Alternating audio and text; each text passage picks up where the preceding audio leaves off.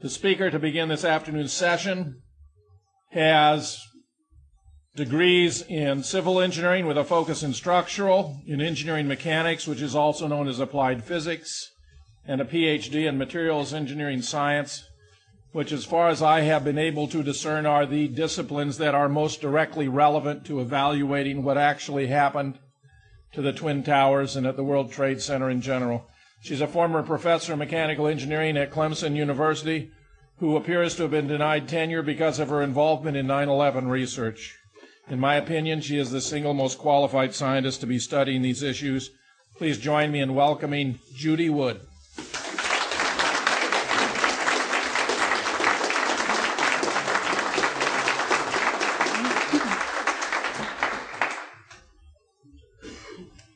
Well, hello, and thank you for coming, and thanks for being here. 9/11 has been referred to as the new Pearl Harbor, but I beg to differ on that. I don't think it's the new Pearl Harbor. It's the new Hiroshima.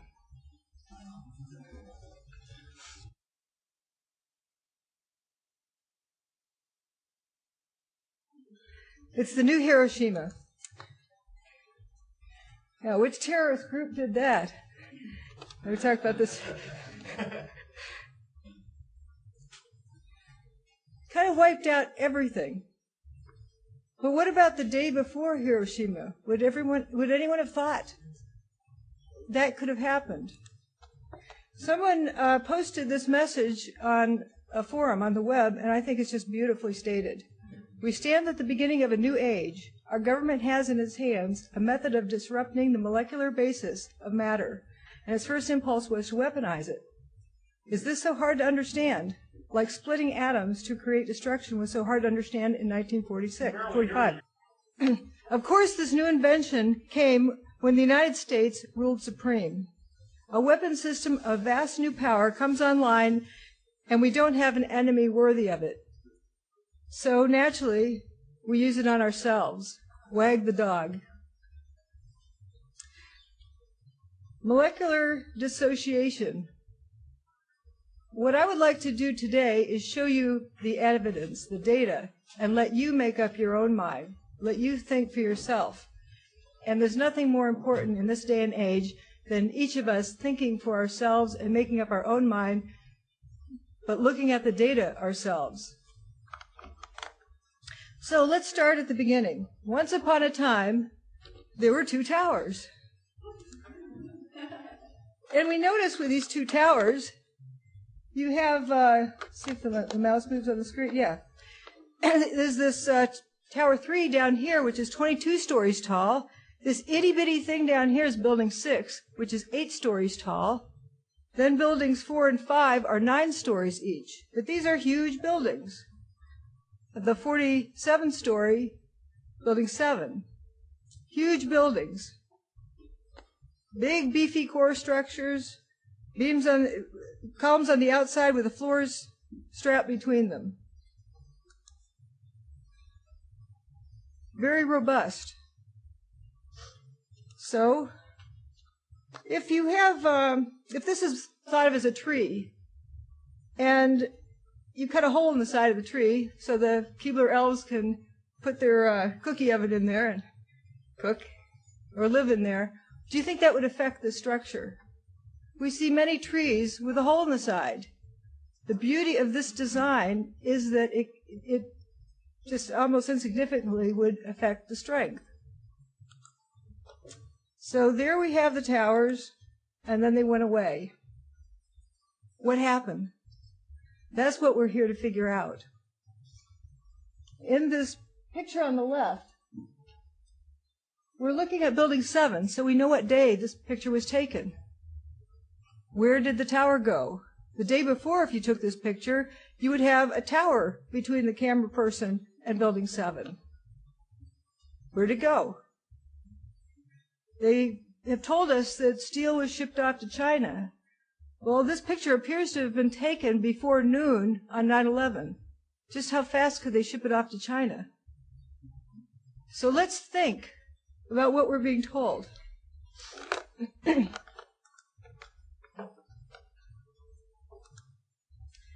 And this is what it looked like a week or so later.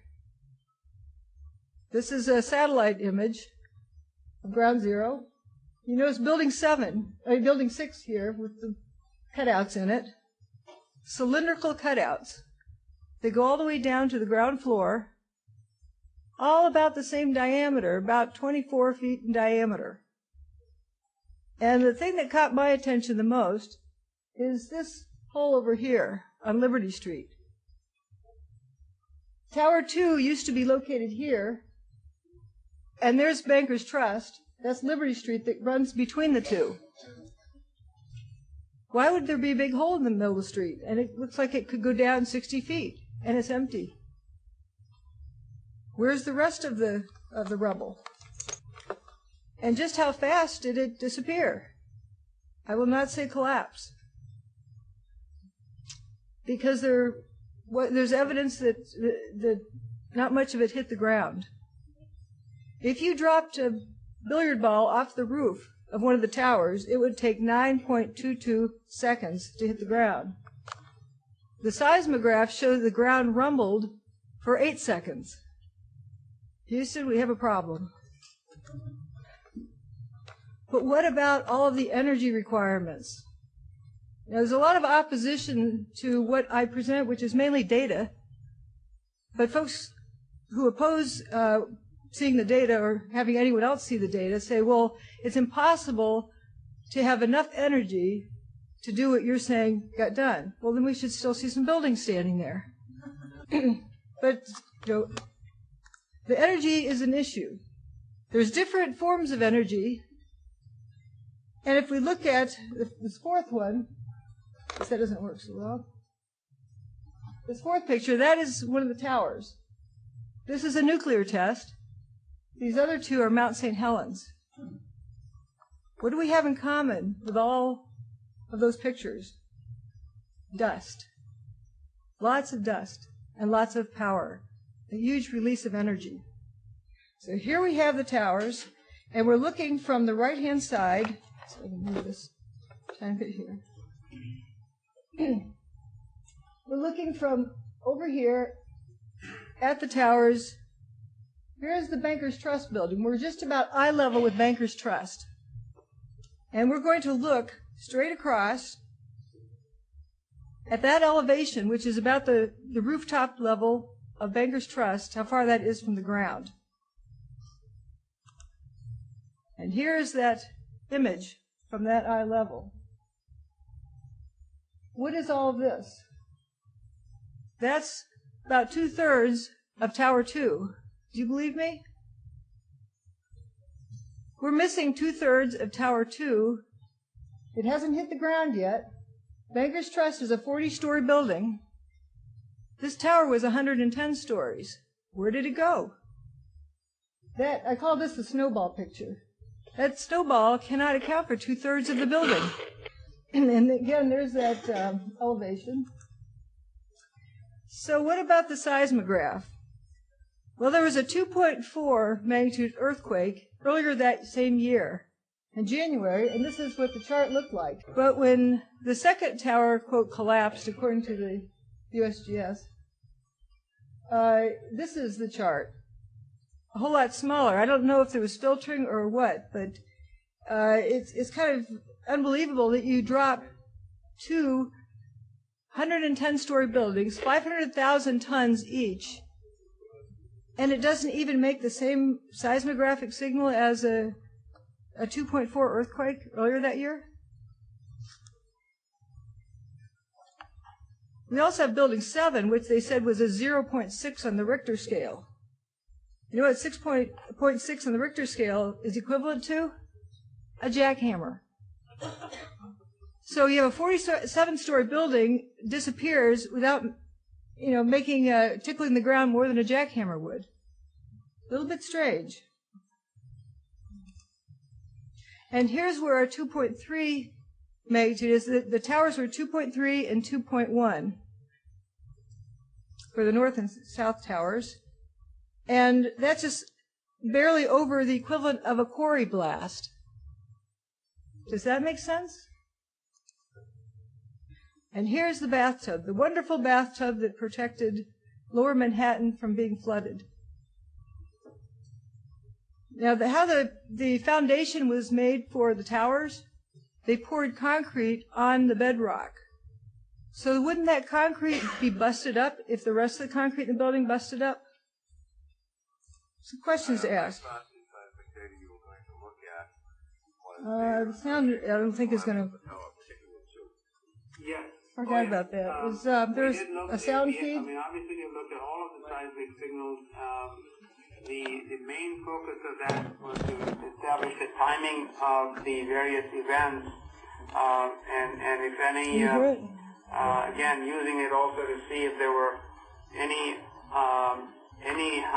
events that we could not explain other than it being the collapse of the towers and the World Trade Center 7. The signal strength due to the collapse of the towers were not of any magnitude that was seismically significant from an earthquake design standpoint, or from the design or failure of a structural component, or of, I would say, a piping system that might be used in a structure. So there wasn't anything that gave us pause in terms of that being a significant seismic event. This is Shyam Sundar of NIST telling us at this meeting this past December that there was no significant seismic impact on the ground when the towers went away that could cause damage to surrounding structures. That was an amazing thing for him to have said. So no wonder why the bathtub wasn't disturbed. The bathtub did get damaged later. When they brought in those mega cranes, that's when the damage began to occur. So these various earth-moving equipment cranes that they brought in caused more damage than 2 500,000-ton buildings landing on them.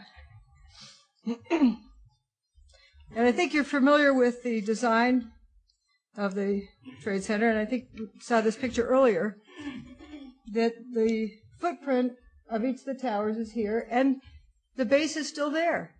It wasn't shattered. The foundation built on bedrock is still there. And the PATH train tunnels did not get damaged. Yes, there was some water in them, but with all those fire hoses, the water had to go somewhere. And once they pumped it out, it stayed dry. And one of my favorite pictures is Roadrunner. He survived. He survives anything. He survived a 500,000-ton building falling on him without a scratch. And he's now living at hangar, was it 17 at JFK? But these are from the Warner Brothers store, and they've saved these things. So how do you get a building of that size falling down and the first sub-basement isn't damaged? Dust. Lots of dust. That's how it happens. This part of the building doesn't make a thud when it hits. Fruit with dust on it. Dust everywhere. Now, if we look at the 95th story there, up here, you can see this mechanical floor down here, and at that elevation, and that is approximately where Tower 2 was, quote, hit, where it got its hole. So this top pile driver, they tried to make it seem, looks like it just disintegrated before floor 78 began to move downward. Again, here's floor 78. This piece here rotates over and then disappears. And then the rest continues down. We're going to notice things like this piece here. I call them wheat checks, those outer column segments, groups. They were turning to dust midair, but the aluminum cladding that goes over them did not, which is a little bit peculiar. And again, a very large section of wheat checks falling through the air, and I don't even believe it hit the ground. We didn't hear of anybody, getting stuff landing on top of them. There were a few odds and ends that went across the street and whatnot, but not 110 stories worth of outer columns. Again, looking at Tower 2, the snowball, why isn't there any more debris lower than this? It looks like the demolition wave was ahead of free fall of gravity. This is a 40-story building. This used to be 110. Where did it go? It looks like not much of it landed on the ground either. It looks like it went in a blender and got stirred up. But there was a lot of dust everywhere, very fine powder. In the second portion of my talk, we're going to evaluate the dust very carefully. This is a once-over of the general observations that we see at the scene. Look at this dust around their feet. Dust everywhere, very fine dust, and it's all the same size, approximately. If you threw a brick off of the roof of a building and it landed on the pavement below, you'd have big pieces, small pieces, some powder in between size pieces, a wide range. You wouldn't have all the same size powder. And what was that size? Very small. I have not evaluated it myself, but I've seen photographs of it, and you can't discern the dust samples. I've seen reports, we'll talk about that in the second portion, because there's a lot of questions about the dust studies they've presented to us. But this to me doesn't look like a collapse. This looks like a drinking fountain made out of dust. And then there's the famous spire we've heard about. That corner of the core columns that disappeared before our eyes. It just turned to dust. Here's stages of it. A little video clip of it. And you see a bunch of dust sitting on the various levels there.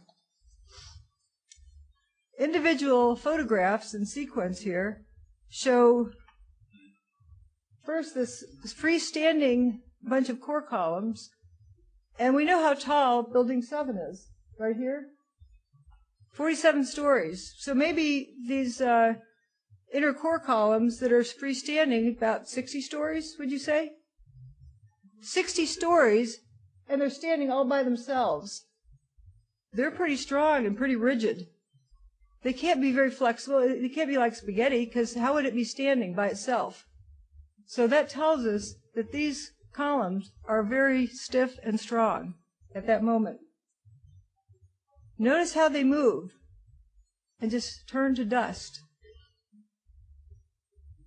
If they're that stiff and rigid, how is it going to go straight down and just, without rotating over even?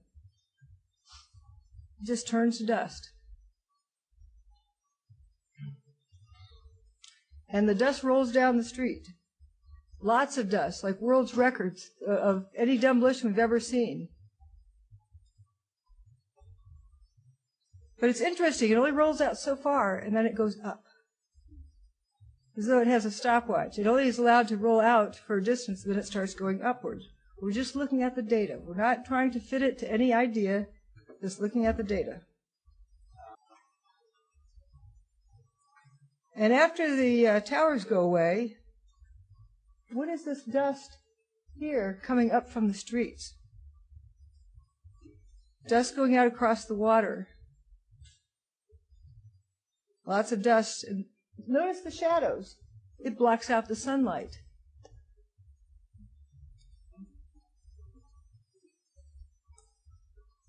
Rolling down the streets.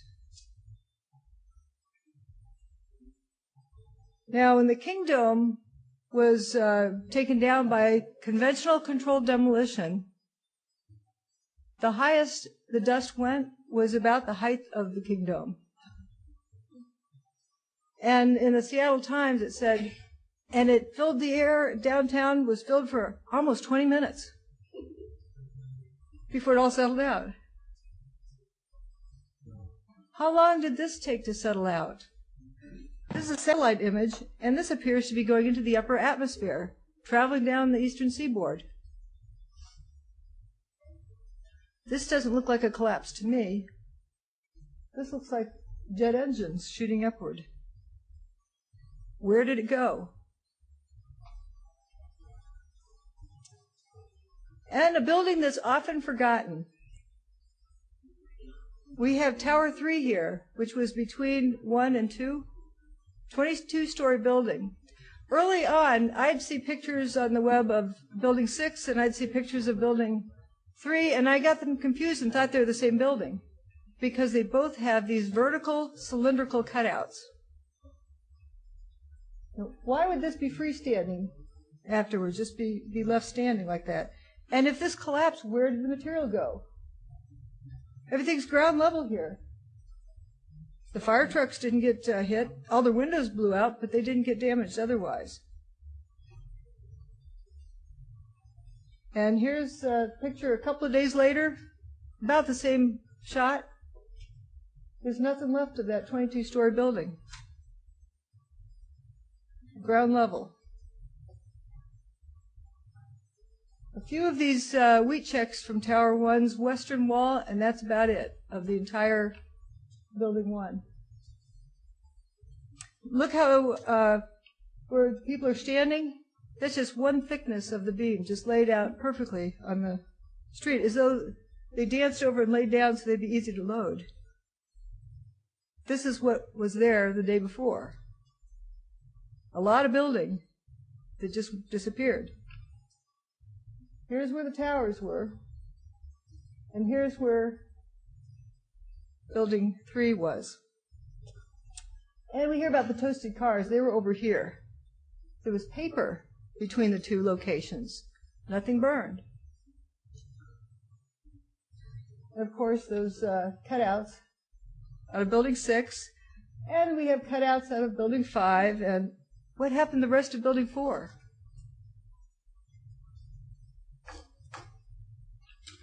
That's where the tower stood.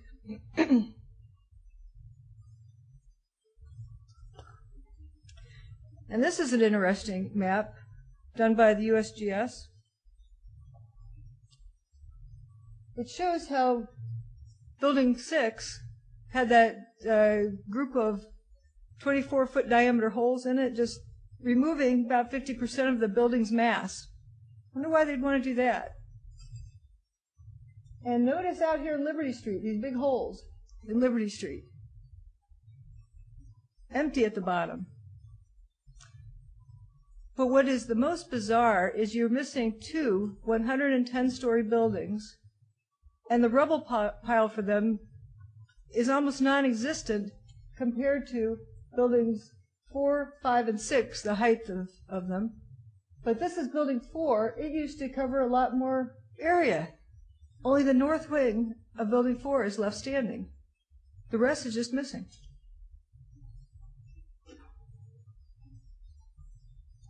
And again, there's Building 4. It used to cover this much territory.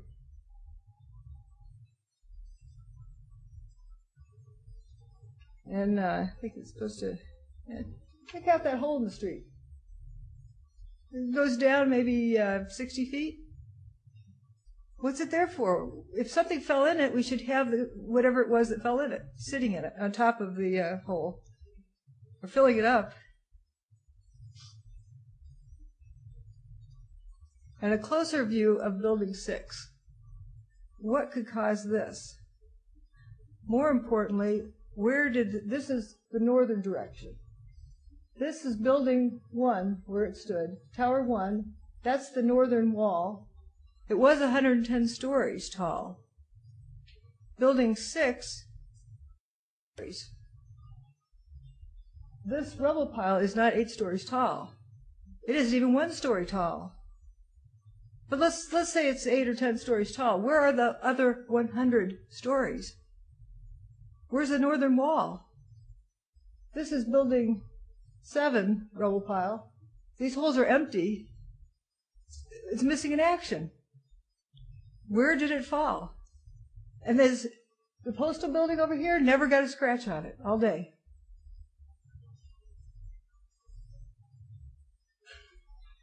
This is the street between the two. Okay, this is Vesey Street. This is West Street.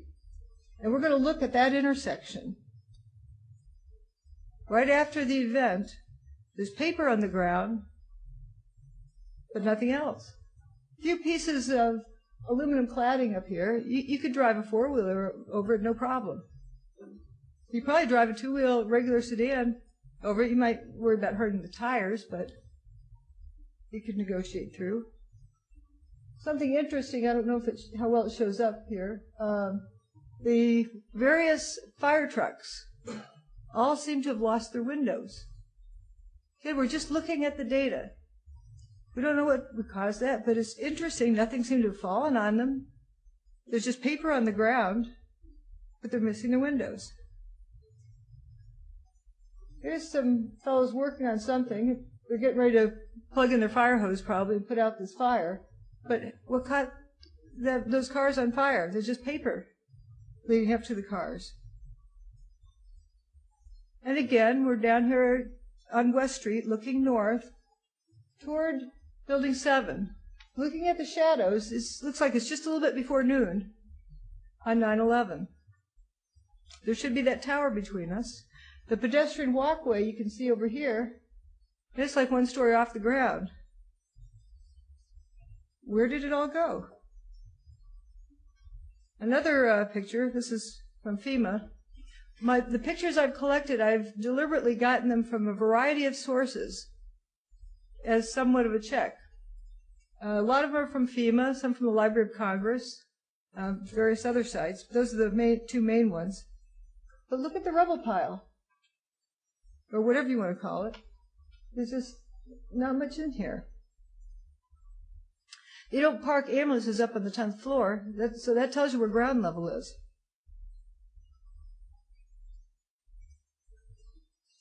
But another thing we'll notice is, okay, here's the rubble pile from Building 7. And by comparison, where's Building 1? We see a lot of these fumes coming out of the ground. And I use a totally different vocabulary. Some folks could say it looks like smoke, but if we called that smoke, we're biasing our observations. We're trying to imagine that it's something from fire. Well, let's just call it fumes. Fumes from who knows what, but fumes. So there's a lot of fumes and it's coming out of the rubble pile of Building 7 as well as Building 1. Maybe even 6.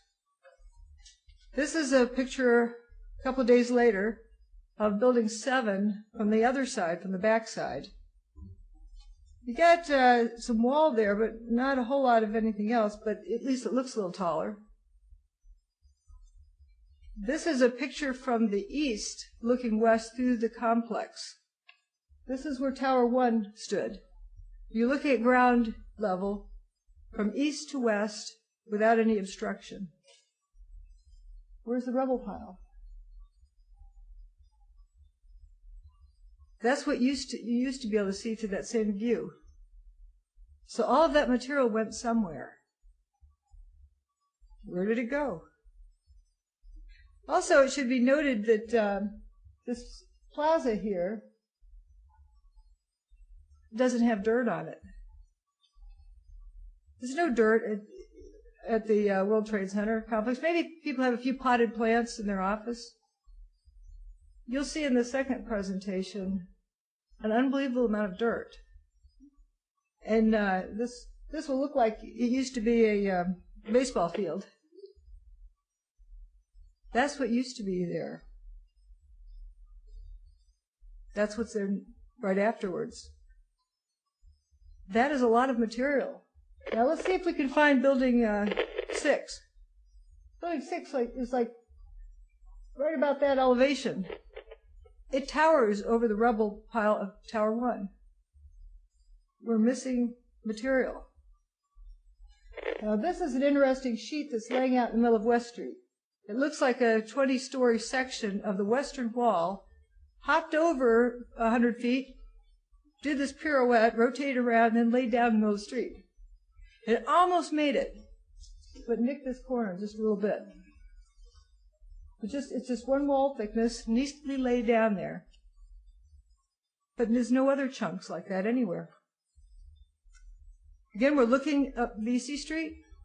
Here's Tower 7, still remaining. So we know what day this is. Tower 1 is gone. There's nothing at street level. Where are those outer columns? Anybody find them? Maybe they're hiding under that, somebody's hat there.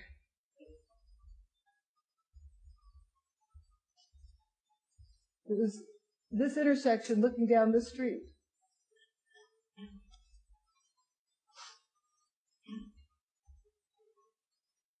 Holes. Heard about the holes. Cylindrical cutouts. See, this isn't one hole. This is a whole bunch of small diameter cylindrical cutouts that coalesced. And looking at, using the wheat checks as a scale, looking at the diameter, it's about 24 feet in diameter, consistently. The cutout? Yeah. The diameter, like this hole, that hole. There's some different sizes, but this is the most common size. So there's a hole there, but the material is gone, the outer walls will remain. Of this building. It's like if you were standing at the street level, you wouldn't realize that over half of the... Yeah, that 50% of the building's mass is gone. It looks like it's all still there. The mass is literally not dropped down on the bottom where it's pancaked down, but it's gone. It's just gone. Building 6.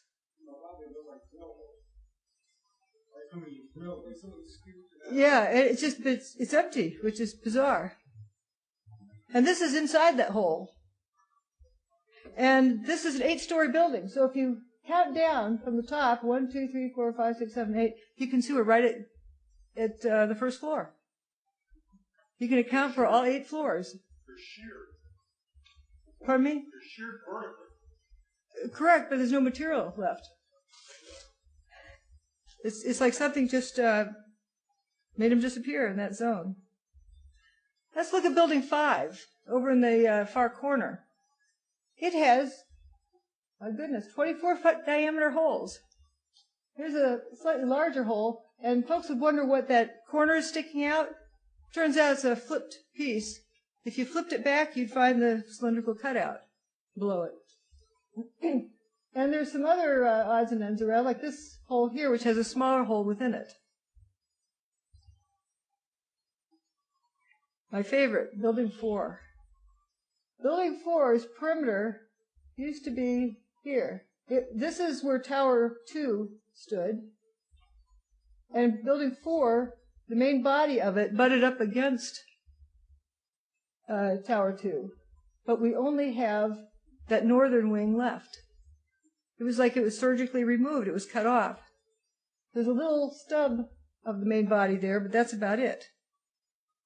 And if we looking from this direction, like looking up, that way we're looking west, this is what we'd see. Right afterwards is when this picture was taken. It's just sliced off. And nothing left. Whoops. Didn't go on top, but there's my favorite hole in the street here. But if you start noticing, you start seeing right below the surface pieces of trash, you have cylindrical cutouts all through ground zero.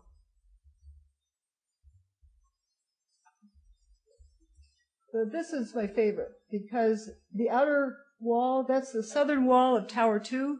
It leans out into the street a little bit, and notice where it's missing material, right above where that circular cutout is in the middle of Liberty Street.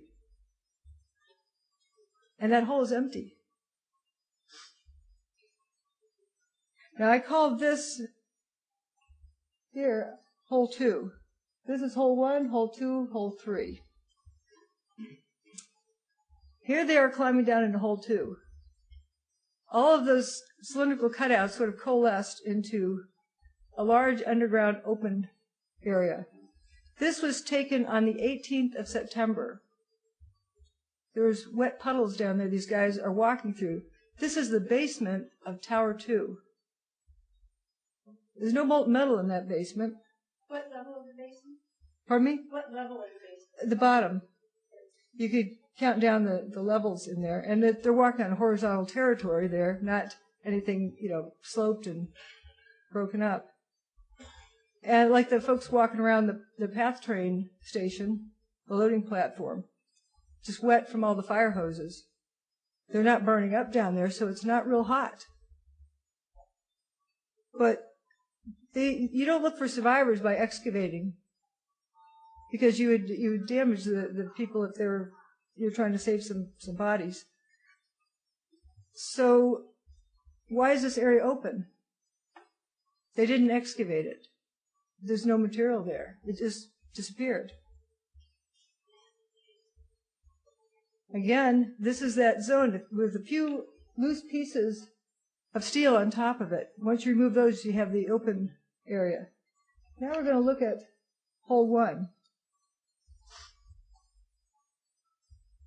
There, you see some wheat checks that took a dive into the hole. Now, what is this piece of beam here? Why is it rusty like that? It looks kind of like Swiss cheese.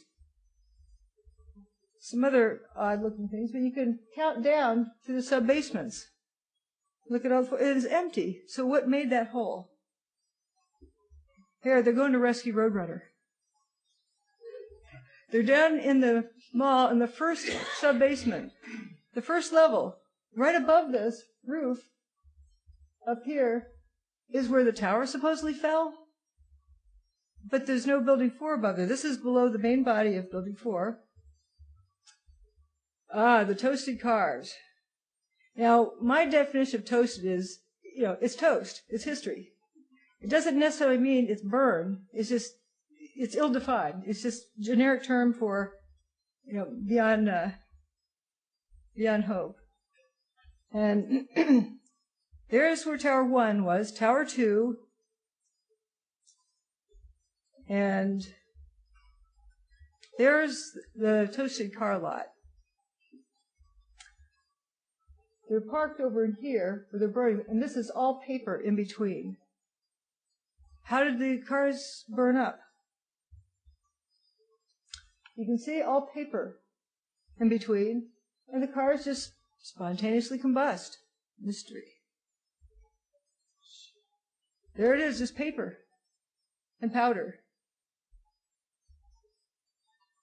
After they got the fires out, those cars stayed there for quite a while, but they instantly rusted. Within a day, bright orange rust. There are some cars on FDR Drive, and folks say, oh, they're towed there. Well, okay, you can say that they're towed there. There's some interesting marks on the pavement that appear that they piled up on FDR Drive, or the road under FDR Drive, actually. But a comment I'd like to make about the towed question is there were 1,400 toasted cars. If someone is going to say that they were damaged next to the World Trade Center and then towed elsewhere, you got to find a place next to the World Trade Center where you can park 1,400 cars. VC Street, how many cars can you fit there? Somebody would have noticed the big towed. Correct. So, West Street, we saw pictures from West Street, and there's maybe 1 or 2 cars there, and Liberty Street, a couple of cars there, Church Street. The only street I don't have a thorough sight of what was there is VC Street, under where that overhead walkway garden area was. But how many cars can you fit there? 5, 10, 15? Certainly not 1,400 cars. But not only that, even if this one was towed, what did that to it? It looks like the door wilted. And the most hilarious thing, whatever ate it likes door handles. It gets door handles first and engine blocks. And I don't know how well you can see this, but it's even got the steel belting left, just not the rubber. The rear tire looks just fine. Nice new wax job in the back end, looks fine. So how hot could that car have been without affecting the entire car? The recent California fires, a friend sent me some pictures of some vehicles that were burned up. None of them were rusted. Now, if we have steel, how's it affected by fire? See something going drip, drip, drip?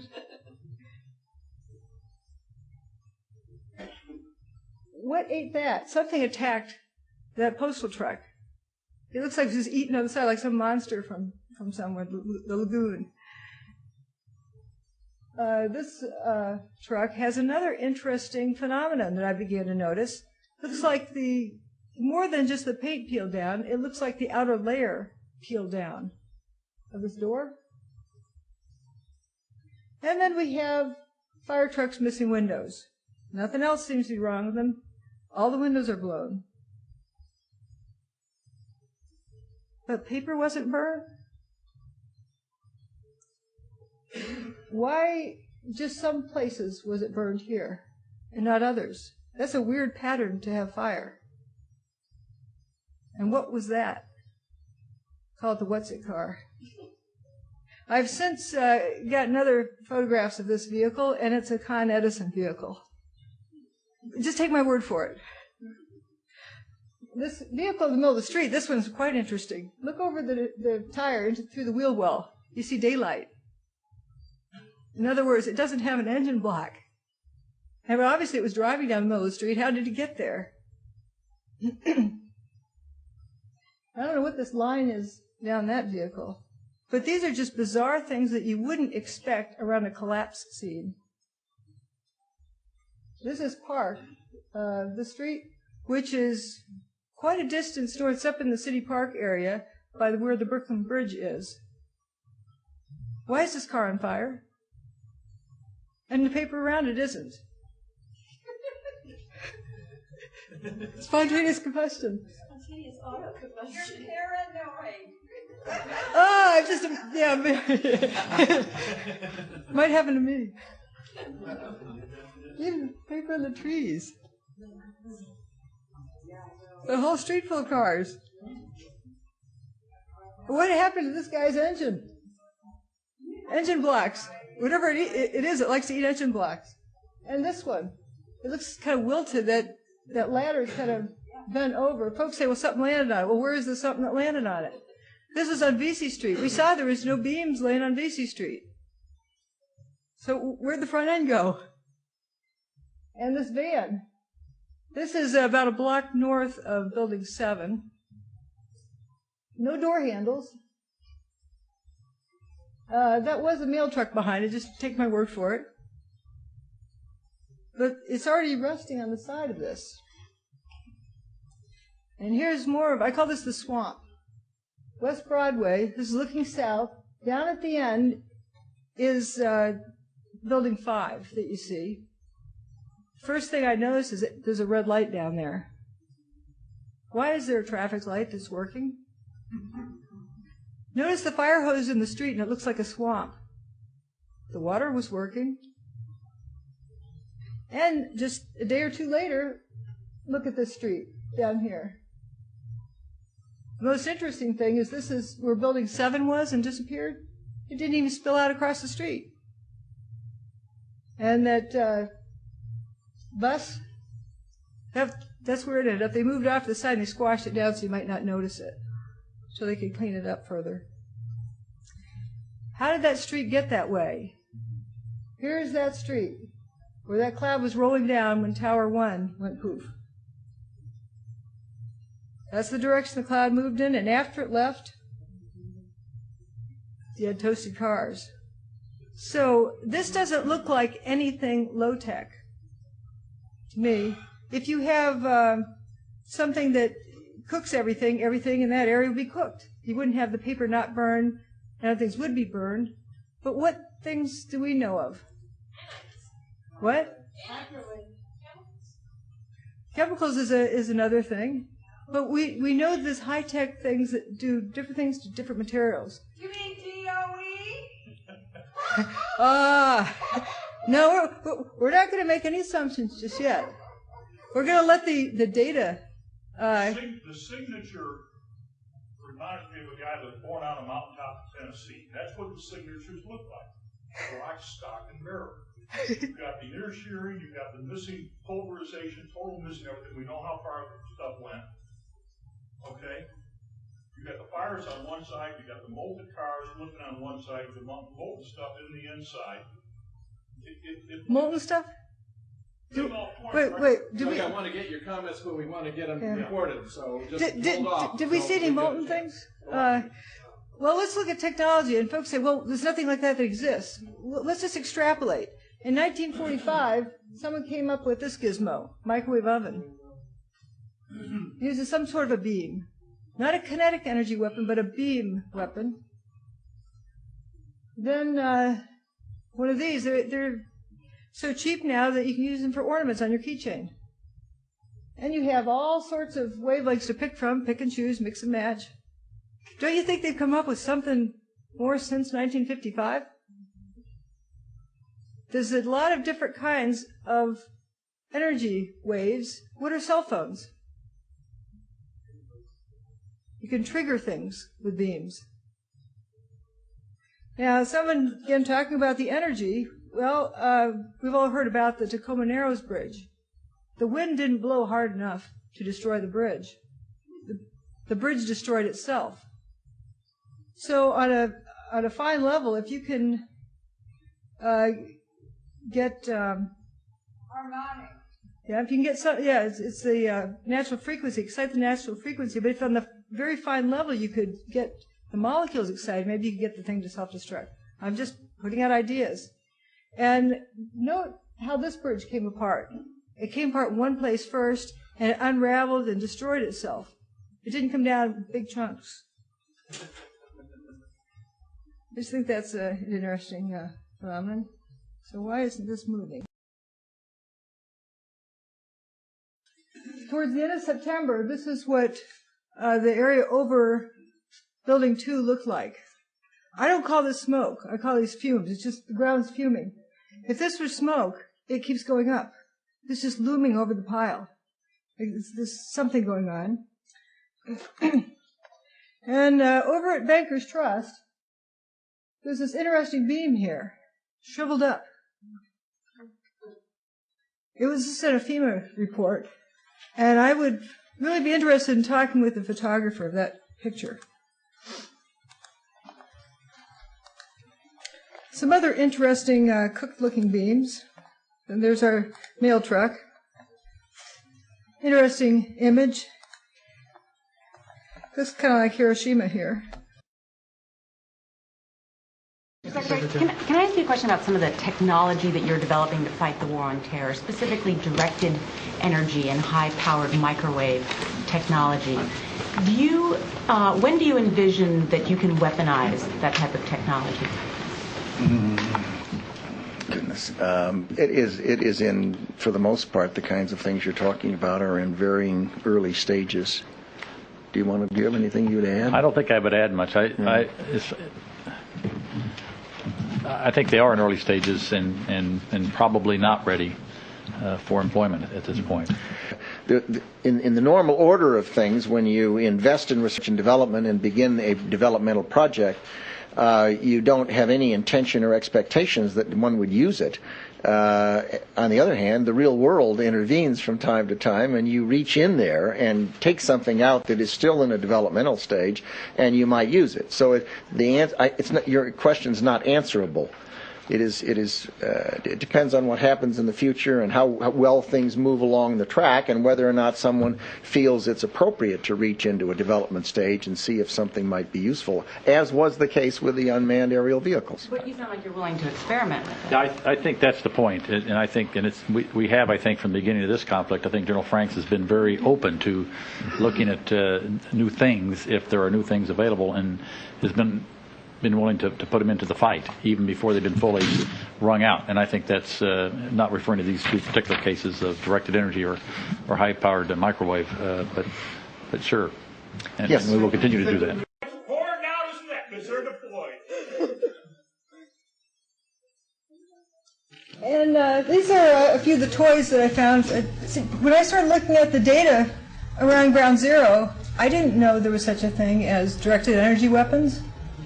I just looked at the data, and the data told me there was. And so I looked further, and this is kind of interesting. This is very old information, like 10, 15 years old. Interesting gizmos. I wonder what they do. Keep in mind, Once upon a time, there were some buildings standing there, and then they went away.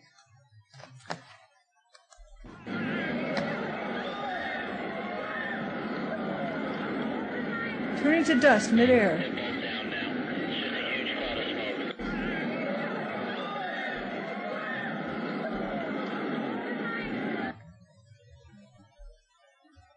It doesn't look like a collapse to me.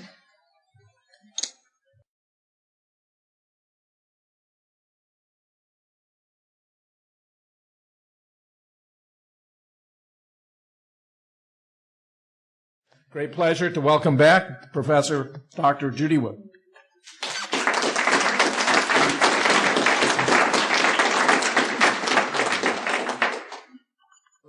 Again, part 2. Again, this was not a new Pearl Harbor. This is a new Hiroshima. Proof of concept. Showing off a new toy. Seen that one before. But it's better than this model. This model wiped out everything and wasn't very well controlled as to the after effects, and they couldn't just take out a few buildings without affecting the one across the street. So let's start looking at the dust. We have this picture I call the snowball picture, and this one I call the bubbler, Midwestern term for drinking fountain. That looks like a bubbler. Those don't look like regular collapses. Is one dust cloud the same as another dust cloud? Are there differences? Let's start looking at the dust and see what we see. Well, here's one thing I started noticing. You have this two-toned color scheme. Dark on top, light on bottom. And then they start mixing up like they're put in a blender. Dark on top, light on bottom. Dark on top, light on bottom. I wonder if there's a significance to that. Well, as I said, I started coming up with a new vocabulary. There'll be a pop quiz at the end. The one that we should pay attention to, though, is dustification. I'm not saying how it was done, the exact mechanism, but something turned a solid building into a bunch of dust, a bunch of powder. So let's start looking at all the different phenomena and seeing what we come up with. Again, we assign just arbitrary terms to each phenomenon so we don't bias our observations. I call this one Alka-Seltzer, or shaving cream. These are the steel wheat checks. They look like wheat checks, those outer column bundles. What is this trailing behind them so energetically? Same with this. With the same picture with motion in it. We see it's a smooth process. It's not a bundle here, bundle there.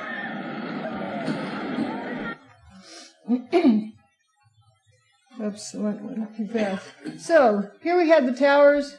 This is what's left. Here's Building 6. Building 6 towers over the rubble pile. Missing all that material. And we know it didn't go down into the basement because we had those guys walking around looking for Roadrunner. And here are the path trains in February that were pulled out when they dug down to that level. In pristine condition, not a scratch on them. They probably had a few scratches, but they definitely weren't crushed. And that was underneath the area by Building 1, between 1 and 2. And the path train actually was what goes under 2. But what I had done when looking through all of the data is just to start categorizing the dust. There's, dust that does one thing, dust that does another thing, and looking at how it changes with time.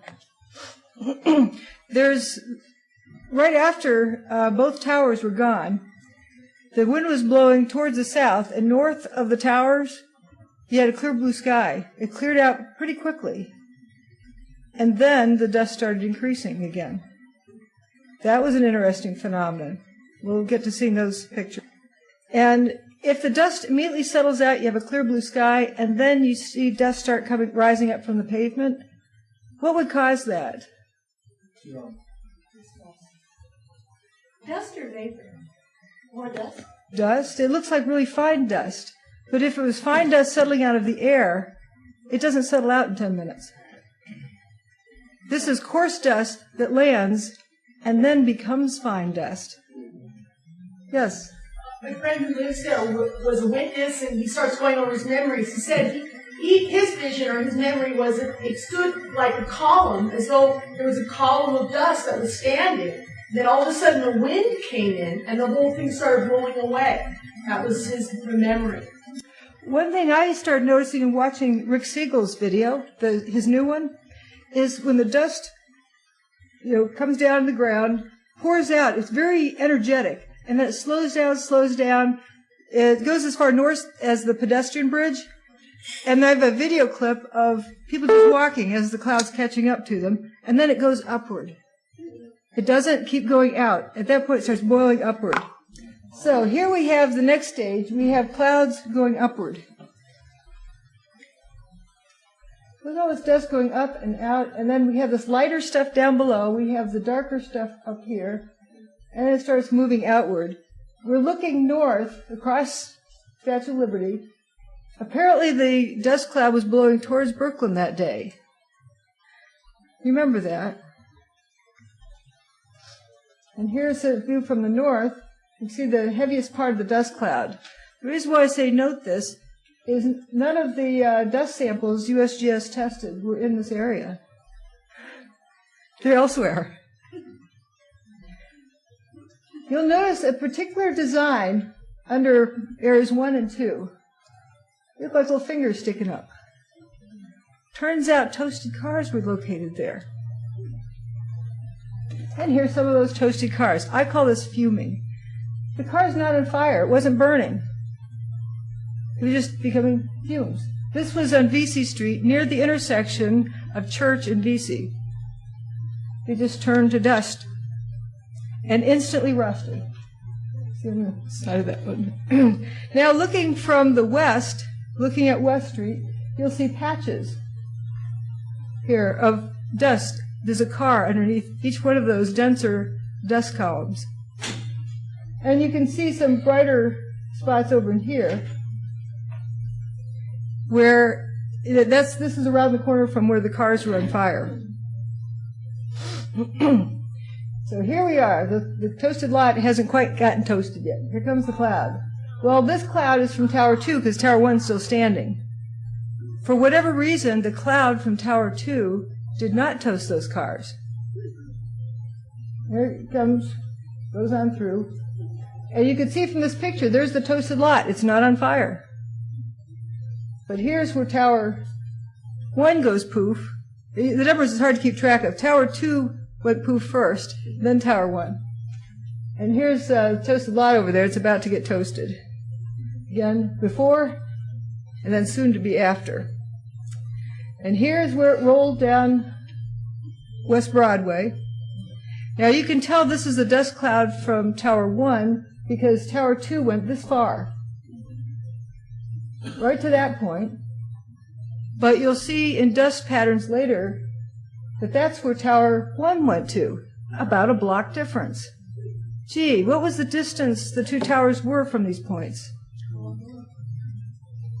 It's interesting. It goes out just that far, but notice how abruptly the dust from Tower 2 stopped. Like it has the exact distance it goes before it moves upward. Here is a cloud rolling out, and here's another image of dust from Tower 1. It comes out, this is looking from the west across the Hudson. It comes out like it's penned in, right to the edge of those buildings. It never spills over onto the grass over here. If you had a pizza pan or a cookie tray dropped on a pile of dust in the middle of your basement, you'd have a poof go out, and you'd have denser here, less dense, and less dense, and it'd have a decay kind of density. It wouldn't just abruptly stop.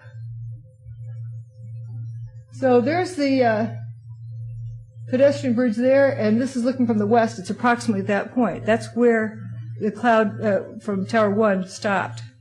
The EPA did find spotty levels of asbestos. A sample on a police car turned out this dangerous. Is from a news Another video sample a couple of blocks away, right not after 9/11. But most interesting, in the mix, they are looking, they think, at specks of steel that used to be beams and elevators, marble from the lobby floor and facings. So what were once the strongest architectural elements in the two towers were pulverized, large portions turned into clouds like this one. Still, there is this mystery. If some of the hardest materials were vaporized, how... The cloud stops right at the pedestrian walkway. We'll see that clip again later on. So we're looking from the south. Right where this outer bit of land stops, that's where the pedestrian walk bridge is. And this was all covered with dust, and then it moved southward.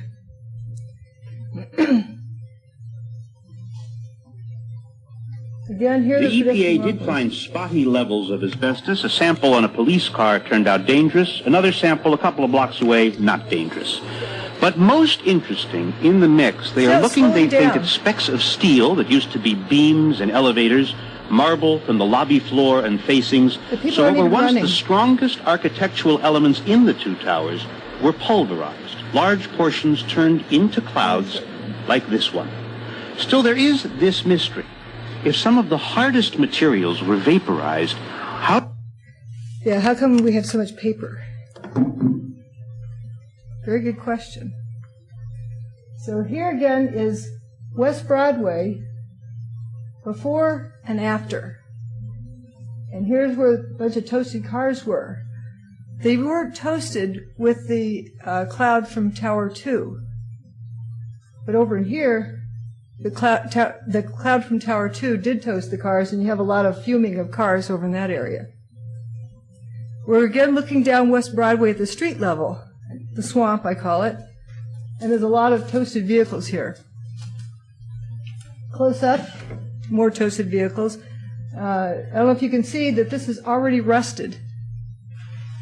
They almost instantly rusted, so we'll put that down in our data list.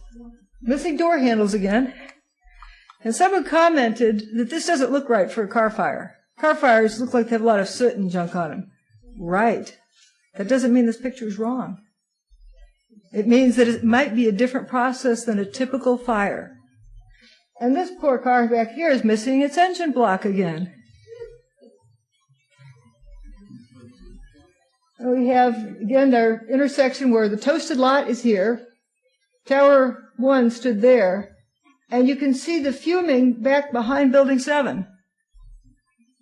Bunch of cars back there were fuming. They're just turning into fumes and disintegrating. That West Street, VC Street intersection was just quite intriguing because it was just covered with paper. I call this Mr. Branford. He's in a lot of pictures. I don't know his name. It just has Branford on the back of his jacket. This is a very interesting picture. These people were in their cubby holes hiding. And they just come out of hiding, and look at this guy's posture. Oh my gosh, where did it go? Tower 1 is no longer there, and they're just, like this guy with his arms folded. Just, what happened? They're shocked. They don't know what to think. Yeah, it would be a little bit bothersome that there was a tower there when you came in the morning. And here's Mr. Branford standing there. Looking across VC Street, there's the toasted car lot. It's about a couple blocks or a long block away, but they're waiting in paper. And just to the left is Building 6, and on the other side of Building 6 is where Tower 1 was. I don't see anything else in the street. No, the paper is not burning. So was it hot? We've all seen these cloud chase pictures. This is VC Street, where that's Building 7 a couple blocks away. So this cloud is chasing these people down. Here we are east of the complex by a few blocks, people getting chased down by clouds. Did we ever see any toasted bodies left on the street when the cloud passed? This is the swamp, West Broadway, that had all those toasted cars. It was covered with people moments beforehand. We didn't see any toasted bodies. People didn't get toasted there. So we have these fumes going up into the upper atmosphere. Looks like this on the 12th, looks like that on the 13th. How do clouds move? This is Kuwait oil fire. And things do go in the upper atmosphere, but that's very fine particulate from burning. It doesn't look like this. This is white. This is from the 12th, from a satellite image. Notice how it goes straight and then it has a kink in it and then just kind of dissipates. I think it does that at a particular elevation. When it gets really high up, there's not enough atmosphere to have wind. And this is the next day. You get this bluish haze that keeps pouring upward. That's from, I believe, the International Space Station took this picture. Now we'll go back to that VC West intersection. I call this the slot. It's this opening in the middle of the street that goes down into a tunnel. Nobody's in there right now. This is right after Tower 1 went away. People are just exploring it. Soon after that, there's this picture by the Library of Congress. Very interesting picture. I came up with the term fuzzy blobs. You'll notice these little fuzzy clouds, like one's right there behind the water cooler. And then you see this guy holding his nose. There's another one down here in the slot. And then this poor fellow, I wonder if he inhaled one. It doesn't look like he's doing too well. There's a lot of other ones around in there, but what are those? I've termed them fuzzy blobs. Maybe they attack steel. Maybe there's something in them that's activated. Here's one eating the bottom of the mail truck. Whoops, I'm going to pass this in. Here's a bunch of, I call that fuming, but there's a little bit of fuzzy blobs also on this side. That's the slot, looking backwards. And are these pictures the day of the... I've got the date on a lot of them. This one is from 9/11, and that's on 9/11. Because this is Building 7 here, so we know it's on 9/11 because it's still standing. And then looking out across, this was from the 13th. That's the West Street with that few floors of wheat checks from the western wall of Tower 1 laying out there in the street. But we see this fuming down here. And look at this, in October, we still have fuming from Tower 1. My, do we have fuming. Now, is that steam? From all the molten metal? But wouldn't these guys look kind of cooked at this point? Some more images from the 31st of October. Look at all this fuming from the ground. If those who planned this event knew about this after effect, they'd need a cover story, wouldn't they? What's interesting is this picture is slightly different than this one. It's not constant. It sputters. Also, the arm of this digger is got a different amount of stuff on it. So apparently the stuff's moving around.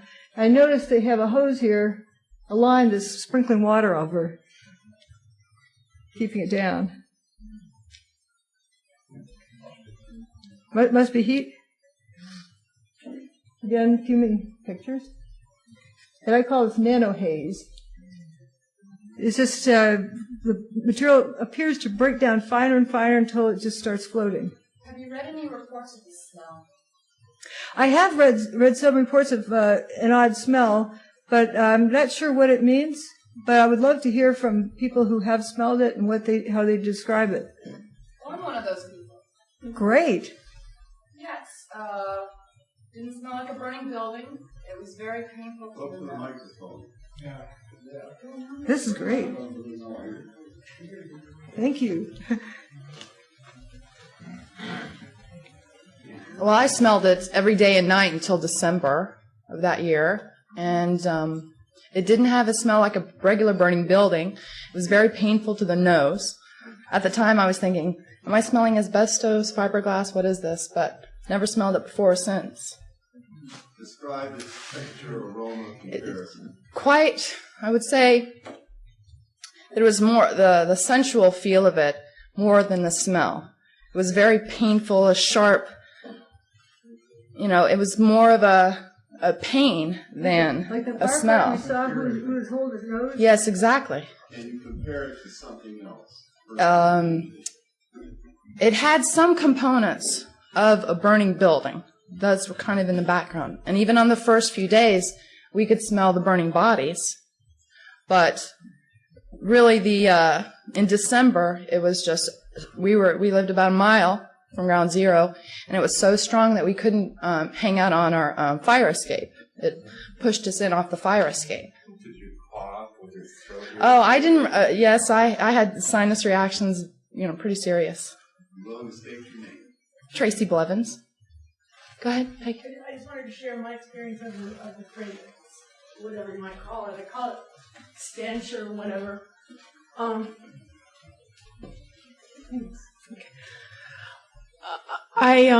There was some people that said we should go down. There was all the clubs in that area were closed, and so there was a man who was like a party promoter or whatever, and he's I don't know if anyone's heard of him, but he's John Perry Barlow. And so he said, come to this friend of his club.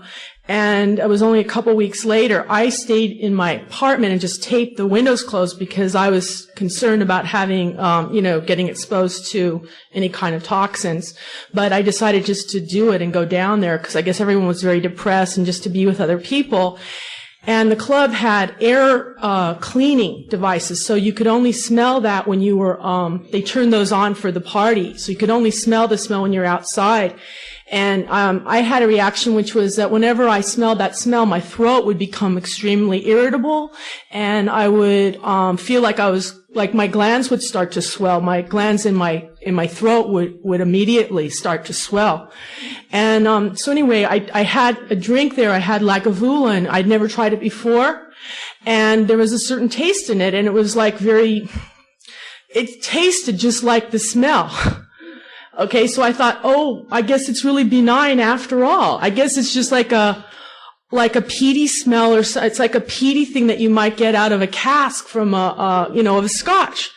And I thought that was what Lagavulin tasted like.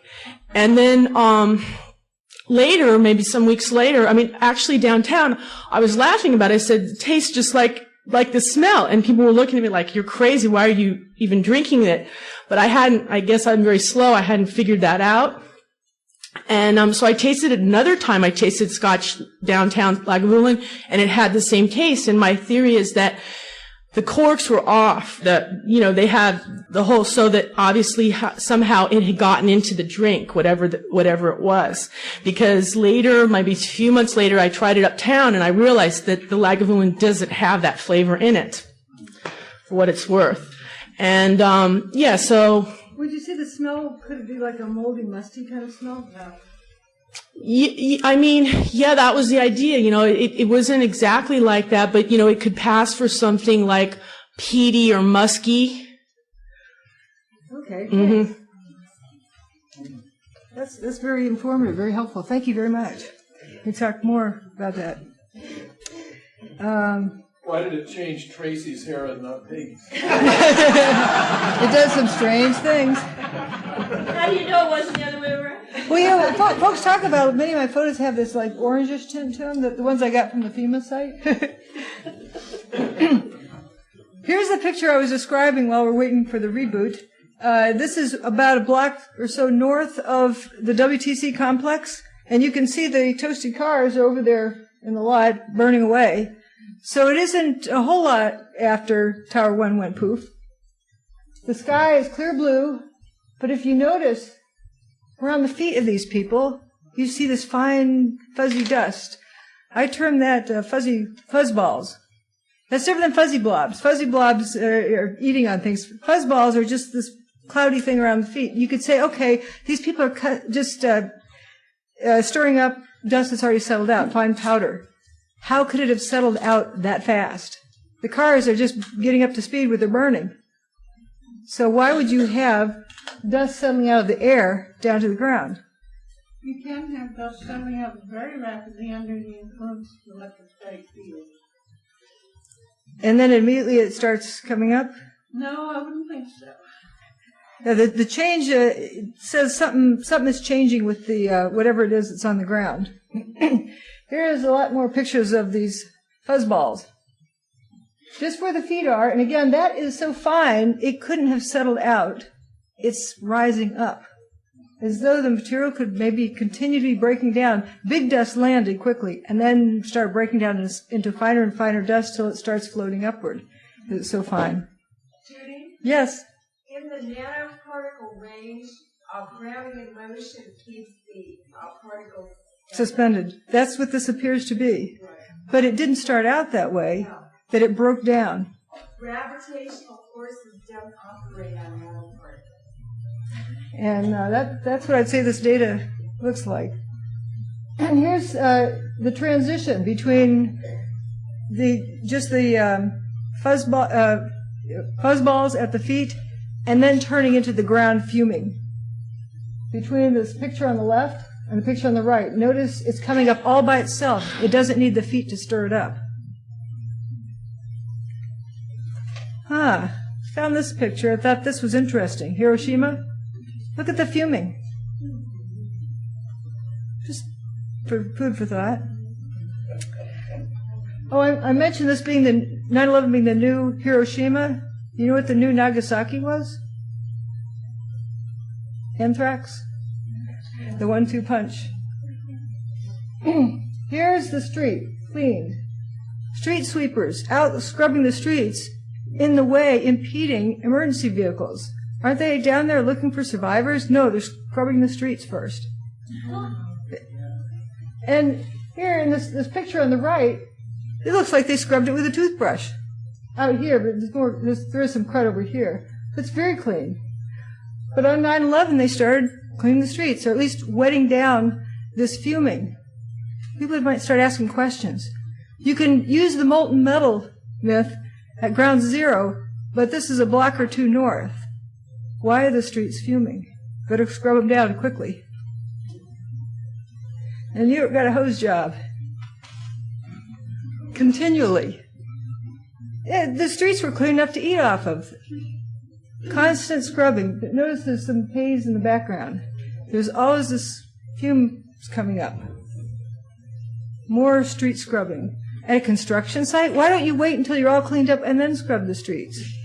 But they're fuming. You scrub them, nobody notices they were fuming. But what do you do with the lawn, the front yard? You bring in potting soil.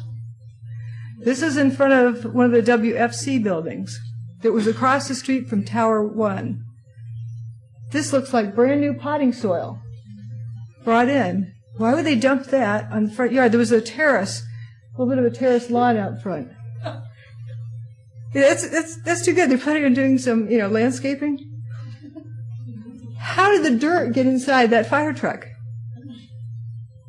It's, inside the cab. Of course, we don't know what happened to the engine block here either. And all this dirt spilling out.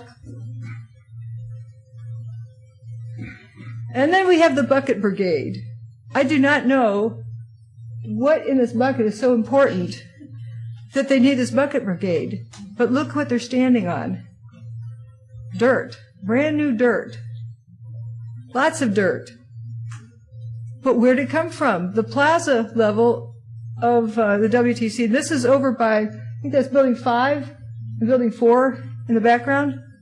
We're out standing over the plaza level area. And where's all this dirt from? Mountains of dirt. Look at this dirt. A nice pile. This is from the 13th. Just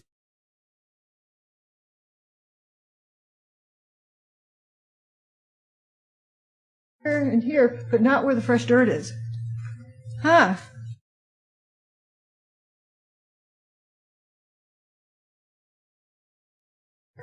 Cover them with dirt.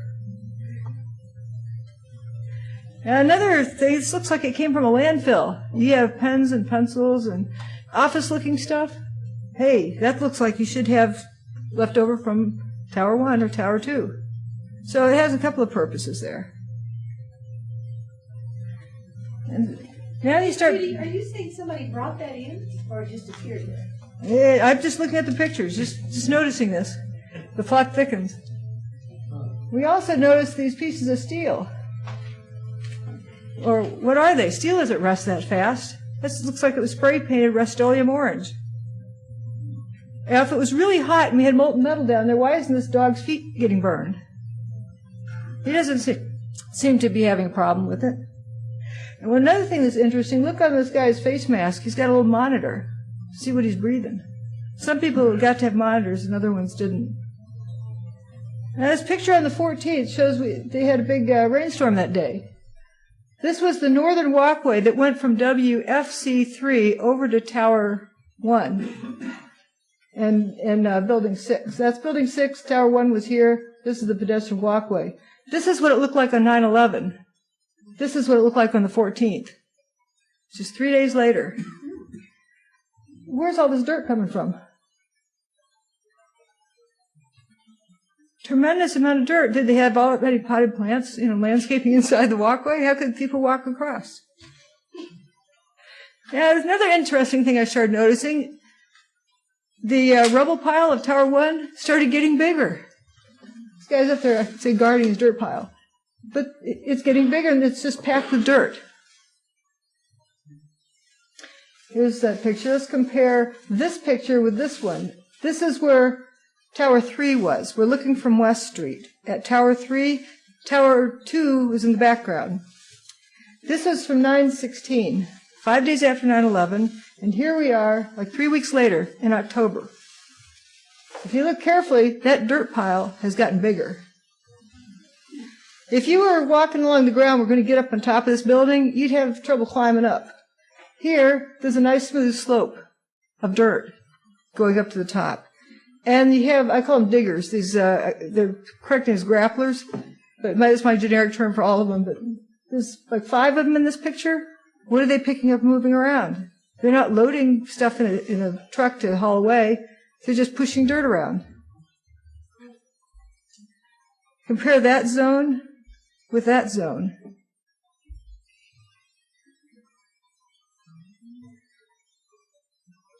And looking west across ground zero, all new dirt. That's the 13th. When did it appear? Let's see if I... This is Rudy Giuliani the next morning after 9/11, on the morning of the 12th. We were able to move 120 dump trucks out of the city last night, which will give you a sense of the work that was done overnight. So some of the debris has already been removed. More of it is being removed, and it'll be done by barge all throughout the day today. People saw dump trucks coming and going all night long. Oh, they had to have been removing debris. That's what it seems like that was a cover story being planted. Why are you removing debris before you rescue people? Because once you start dislodging things in the pile, they're going to shift and you're going to squash any possible survivors. And it almost sounded like we'll have it all done by the end of the day, by barge. Maybe he was expecting less material to be left. Trucking in the dirt. Here comes the dirt. This is from FEMA, these pictures. This is a blow-up of this zone here. They don't fill the trucks all the way to the top, so if you're walking along the sidewalk and look up, it looks like an empty truck. And it's covered with a tarp. And this is the dirt getting trucked out, like, changing diapers. You bring the dirt in, take out used dirt, bring in new dirt, yeah. And it looks like, especially in this one has just, random debris in it, but all the trucks in front of it, it looks like a smooth bread loaf. Nice smooth dirt. Those yellow trucks down on the bottom, those are headed towards the World Trade Center? Yeah, this is headed south on West Street. The World Trade Center's down in here. Because here's this, you can see this building is up on West Street, a couple of blocks north. So they're headed towards the World Trade Center, all loaded. This is a few blocks east of the World Trade Center. World Trade Center is up this way. This is Vesey Street. If you walk along here, Church Street's up right about there. And this is soon after things were getting moved around, and the street is all covered with dust, except for the tire tracks from this 18-wheeler. Look where he's coming from. You can see the direction he's moving in. He came from north of the complex, heading southward. Why would he be coming that direction and it's loaded down with, looks like dirt? Now, I think Jim made a good observation. Maybe it was wet dirt and the water's leaking out, and that's what's helping the tire tracks kind of be so pronounced there. But you can tell which direction he's moving in. Let's look at WFC1. That's World Financial Center 1. This is just a little bit south of the Liberty and West intersection. Here we have, right after the event, there's a flip car belly up. This vehicle looks disturbed, shrunken on the front end, weird appearance. We noticed that all of the facade around the doorway, there was the same material. I don't know if it's ceramic or marble or glass. Whatever that facade was, it all was affected equally. None of the rest of the facade was affected except the windows. All the windows blown. No stab wounds from projectiles, just the windows gone. And then the next picture, they have the debris moved away. And then the next picture, they bring in new dirt. And then a little bit later, this is from the 23rd, here's some yellow bulldozers scooping up that dirt, scooping up the entire terrace and moving it out. Here's WFC, right up to it, you can see those yellow bulldozers scooping up the terrace.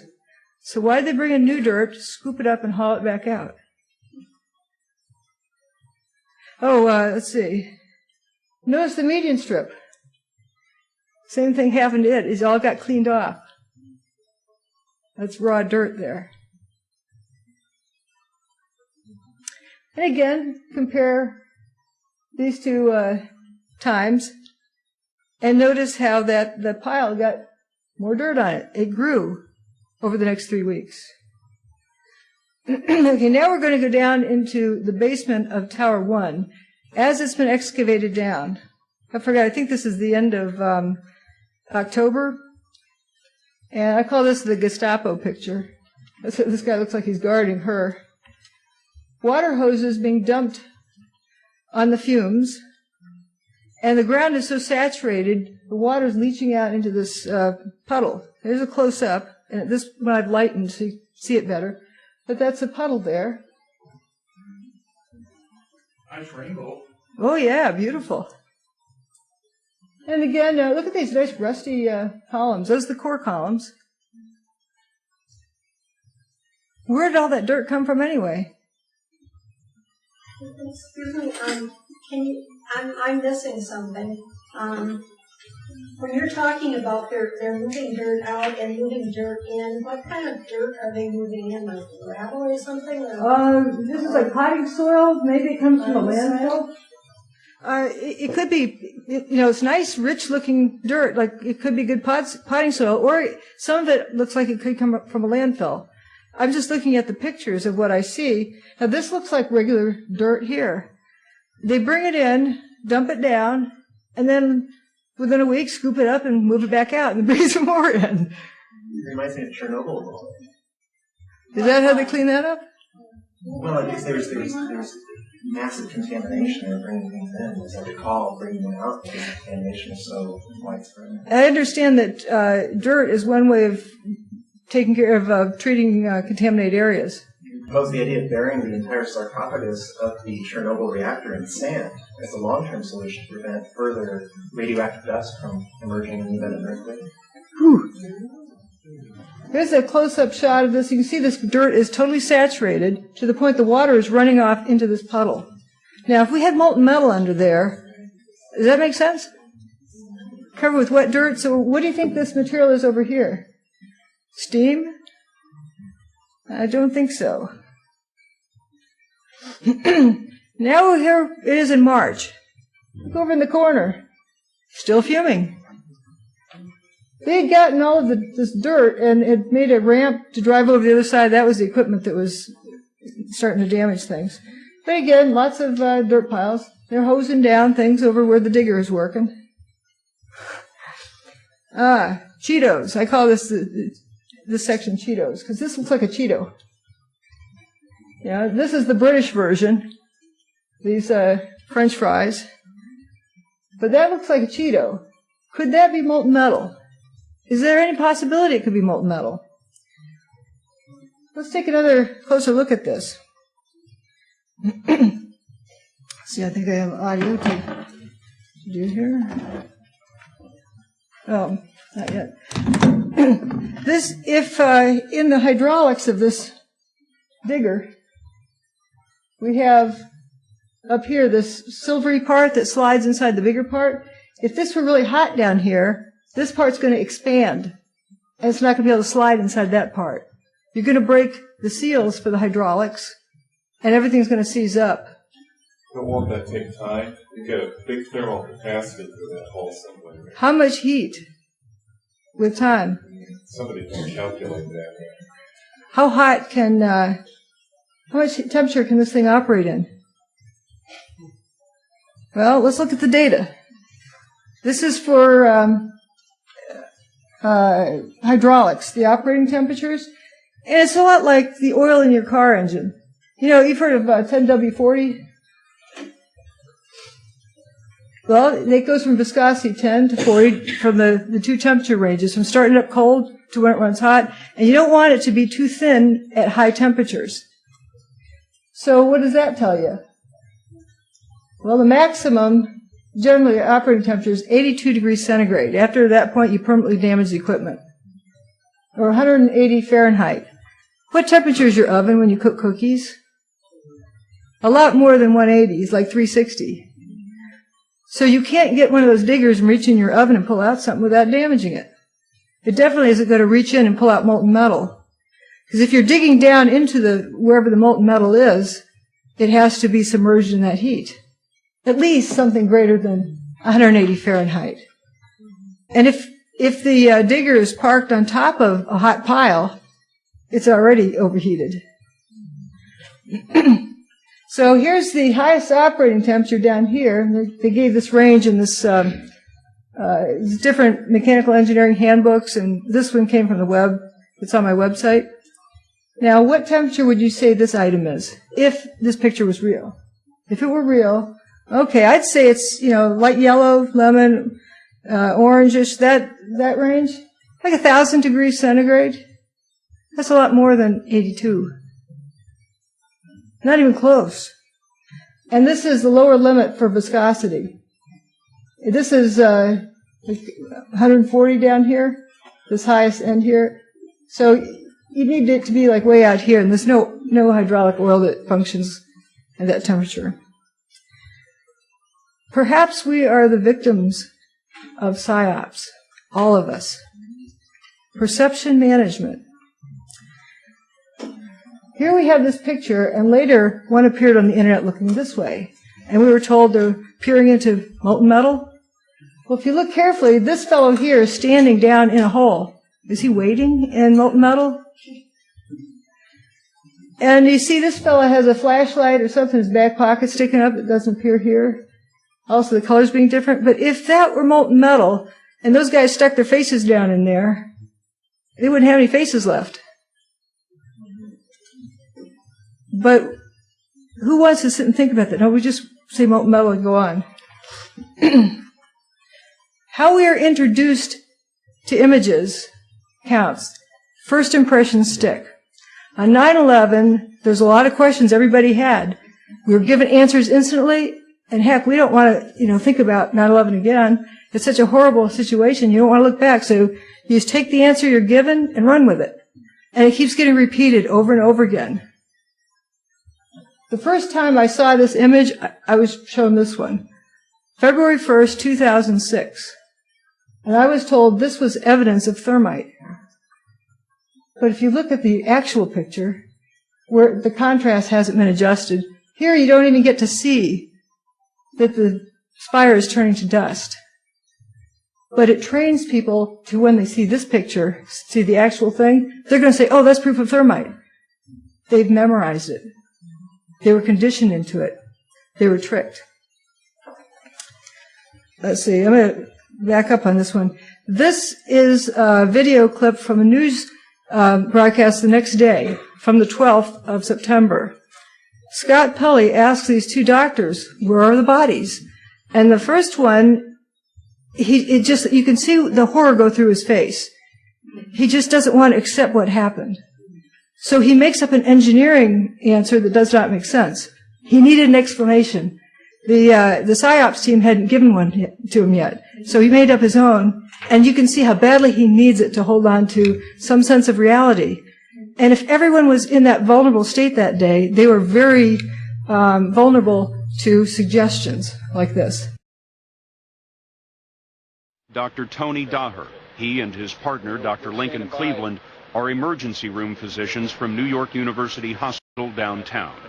We saw all our casualties yesterday at our hospital stopped at about noon. It got really strange and very spooky. Things just stopped coming in that had anything to do with the blast. And you know, at the time, I was thinking you can read a couple things into that. Either people are buried and they're going to start bringing bodies out, or just everybody died. Where are all the people who were in these buildings? The buildings were built. The structural support of the building is the shell, is the skin of the building. I remember when they were built. I'm a New Yorker. The innovative architecture of it is that the outer shell is where the strength of it is. And I think what happened is the whole thing imploded. It was like a chute that went straight down. What does that mean to the inside? It means that the explosion has nowhere to go except down. I think another building collapses, there's toppling, pieces fall off, there's a diffusion of the energy, and in this collapse, the energy all went straight down. And I think that, tragically, anybody in that chute did not survive. I mean, it probably had the force of close to a nuclear blast. These firemen from Brooklyn have been taking the mountain down piece by piece, and many of them share the pessimism of the doctors. It's what? It's just huge rubble. Do you see anything of the victims, of the people who were in the building? Yeah, you got 110 stories on top of everybody over there. It's just tough to say. 110 stories on top of everybody. That's what the two buildings were. We got a shot, you see the antenna that was on top of the tower. It's at ground level. And yet there are no people to be seen. They pulled out a couple of Port Authority cops alive. Right, last night? Last night, this morning. Suppose they were like on the 80th floor from what we heard, but that's it so far. I was here when they extricated the police officer at 8 o'clock this morning, who was in very good shape, actually, amazingly enough. I think right now it's just going to be a very slow process of digging through rubble. You know, Doctor, it seems to me that it must be very frustrating to be a physician and to have really so few patients to treat here.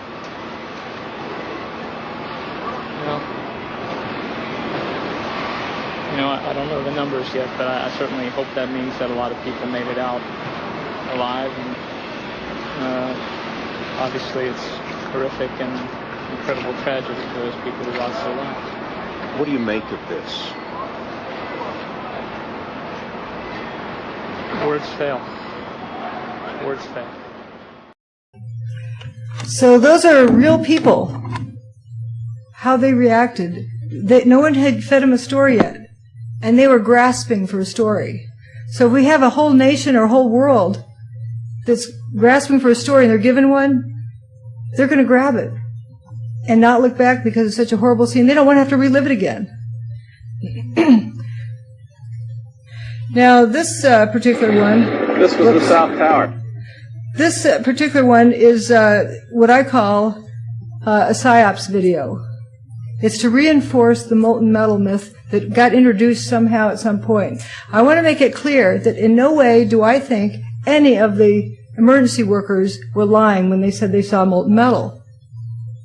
They were conditioned to say that, and everybody was saying it, and everyone kept assuming that that's what it was, and they just moved on, and it became this myth. But if we look at the evidence, it does not support the idea of molten metal.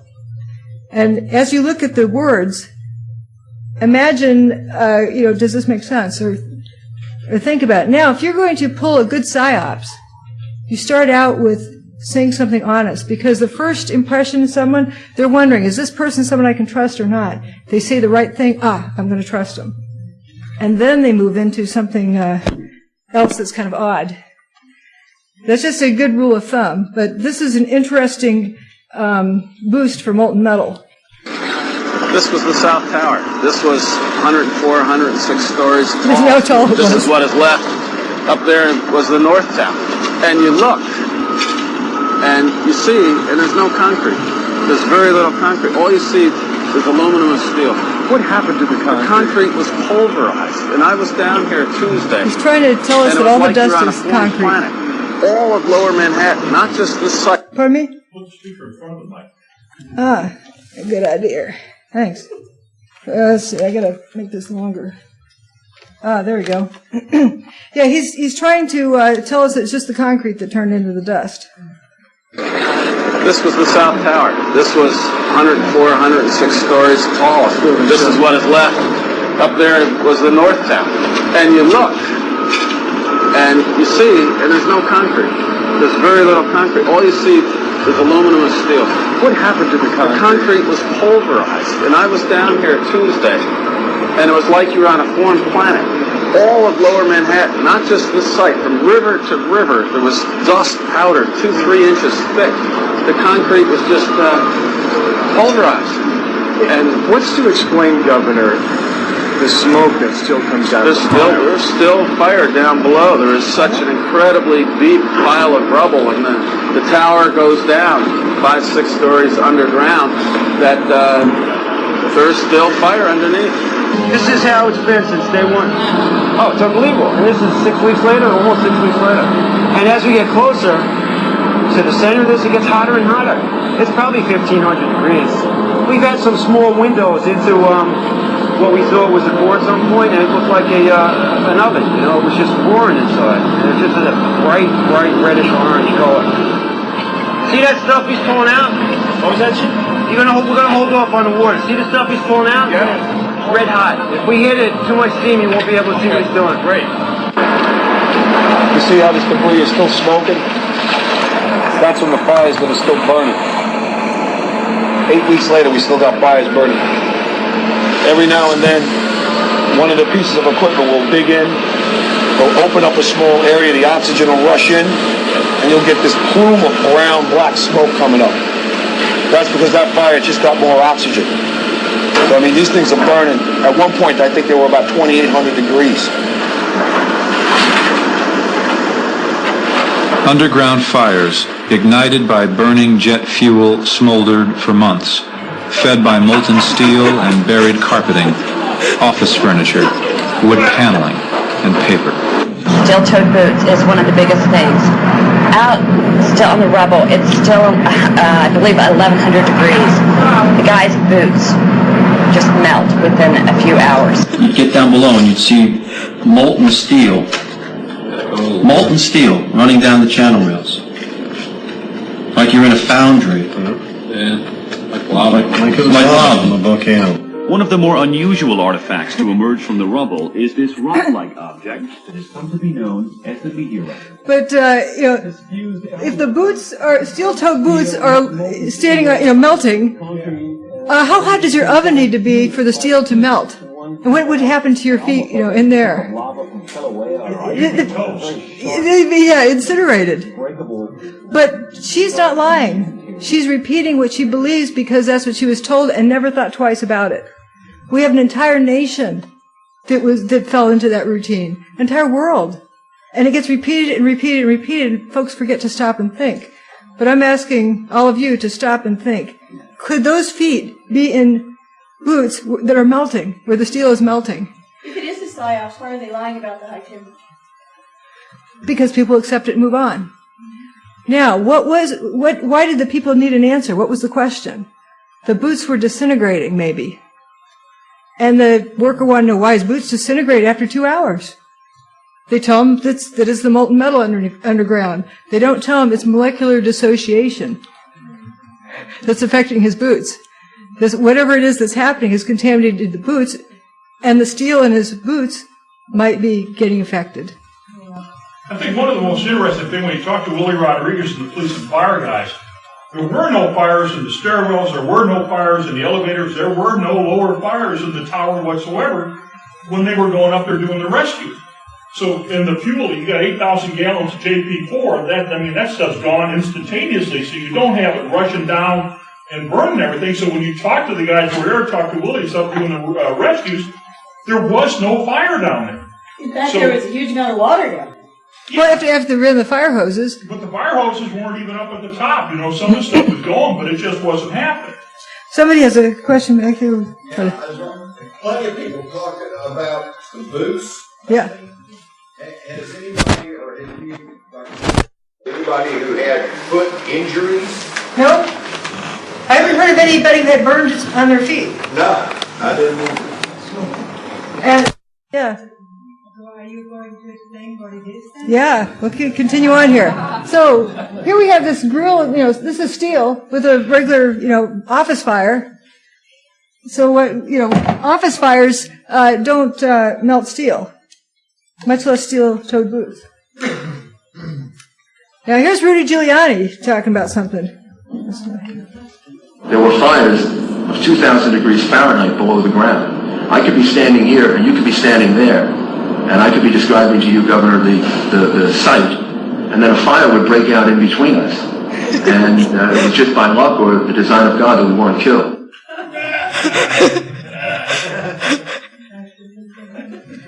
He's got a built-in thermometer. Yeah, just where was Rudy Giuliani? It was hell almost opening up. Yeah. So we saw this picture. How do we know that was real? How do we know if it was a psyops? A week later, they have another picture, and it doesn't show anything hot. Well, if it was hot here, it's cooled off immediately, so why do we have the story about things continuing to be hot? Plus, we have this guy climbing down into the ground right at that place. That's right where they were. That's the hole number 2. That's a map of it. And that's on the 18th, 2 days after this picture, and well before this picture was taken. Molten metal? I don't know if you're familiar with this that happened over a week ago. The steam explosion in New York. And the poor fellow who was at the wrong place at the wrong time with his truck here. Now we have a video.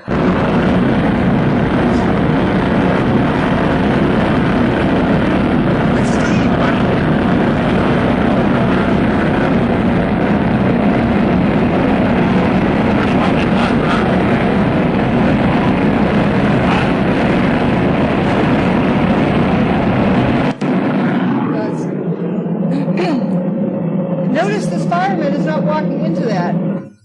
The fellow who is in that tow truck, 3rd-degree burns over 80% of his body and was intensive care. I hope he is hanging on, but it didn't look very good, what I read in the paper.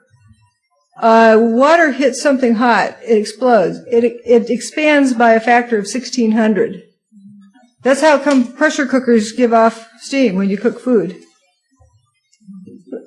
On the afternoon of 9/11, there was a water main that broke on West Street. Made this lake. There's a guy wading out into the middle of the lake. Where's the steam explosion?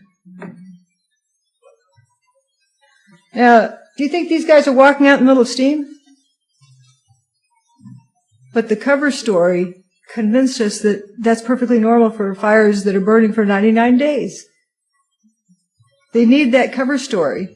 But from what I see here, these guys are not hot. There's something else. And people would have been asking questions. What is that coming out of the ground? That's a lot of fuming going on. If they're standing on a grill, wouldn't they look more like a grilled cheese sandwich? And this is the end of October. There's some pretty serious fuming going on. They're wetting it down, but those diggers are still operational, so that can't be that hot. And the guy in the cab can't be that hot. From the 15th, you have what looks like steam shooting out. Remember the 14th, it rained. It's dry on the 15th, you have this steam-looking stuff. On the 20th, it's raining, no steam. And you have wet puddles over all of the beams. So as for molten metal, I would question that. This takes a little bit to load. But at a time when we're all vulnerable, just like we're given the names of 19 bad guys with box cutters. Did anybody question that? The saddest part I had on 9/11 was before noon. My graduate student came up to me and said, "Dr. Wood, who's Bin Laden and what's Al Qaeda? How come they had these names already?" As I think Morgan Reynolds will show us tomorrow, they had the crime solved in less than 60 seconds. On the news today, they said it would take a year to solve what happened to the bridge in Minneapolis. Or even 2 years. But notice the FBI declared it couldn't be terrorism instantly. Right, immediately. They don't know what caused it, but it couldn't be terrorism. Blackwater is not a terrorist. It's us.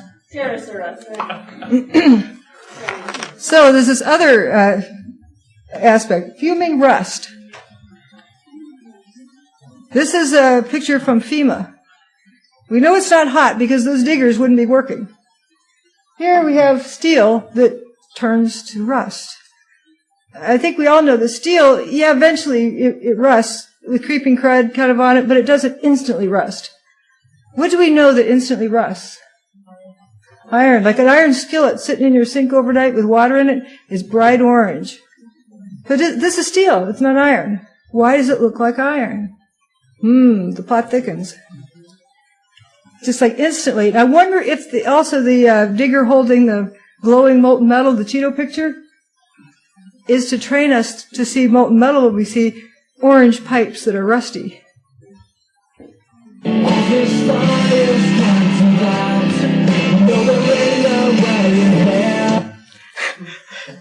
How does the front end of this truck become instantly rusted in some places, not where all the dents are? Some of the places is missing paint, but it didn't rust. It's just instant rust. The office fires don't do that. It's a chemical plant fire in China. Does it look familiar? It's this little fire down here, and you get the orange. Right after 9/11, this is the first day FEMA uploaded pictures for 9/11. Look at this fire truck, and this is bright orange coil of something here that's rusty. Rusty here. Every bit of steel is turned to rust that you see. Are you presenting FEMA pictures as perception or reality? I'm looking at all the pictures in totality and looking at the consistency. There's various folks that took different pictures at different times, different groups. If private individuals took pictures that showed the same thing, this instant rust seems very consistent across the board. And this particular fire truck was filmed by different people. This is just private individuals had taken these other pictures. This is the FEMA picture. Very rusty, and that's like right afterwards, within a few days. 1 to 2 days.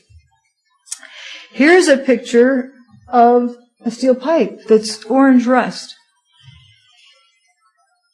I cut out the top left-hand quadrant so you can see an enlargement.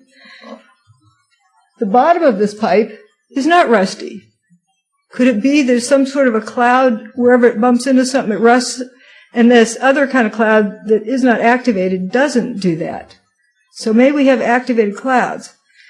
And just out of interest, I decided I would try a tacky Photoshop job, and I highlighted all items in this picture that were that color, and then tweaked the color scheme. But you notice these little specks, various places, of where it's that color, that rust color. Back to the toasted cars. Instant rust. This particular car here is parked under FDR Drive. Why is the inside of that car, it looks totally toasted, but why is it rusty? And bright orange rust here. And this is looking down through the swamp, down West Broadway again. Notice how this has that peeling look to it. This bus down there, there's something funny going on with the roof. It looks like it's pooched out, kind of fatter on either side. And there's a car down here. The color doesn't show up so well in this picture, but it's rusty already.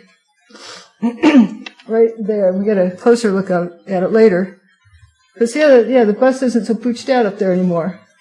Something continued to deteriorate, it appears. From the USGS study, they were going to show us, the content of ferric and ferrous dust. One thing I picked out of their text, notice they accidentally called it iron, the iron beams. And I've seen other people in the 9/11 movement call steel beams iron. But iron rapidly rusts. Steel does not. Steel is also much stronger than iron. That's why they use structural steel to build buildings and don't use iron. From satellite imagery, this is without the background grayscale map, you can see ground zero and how the dust was left pretty much in the way we saw that cloud move.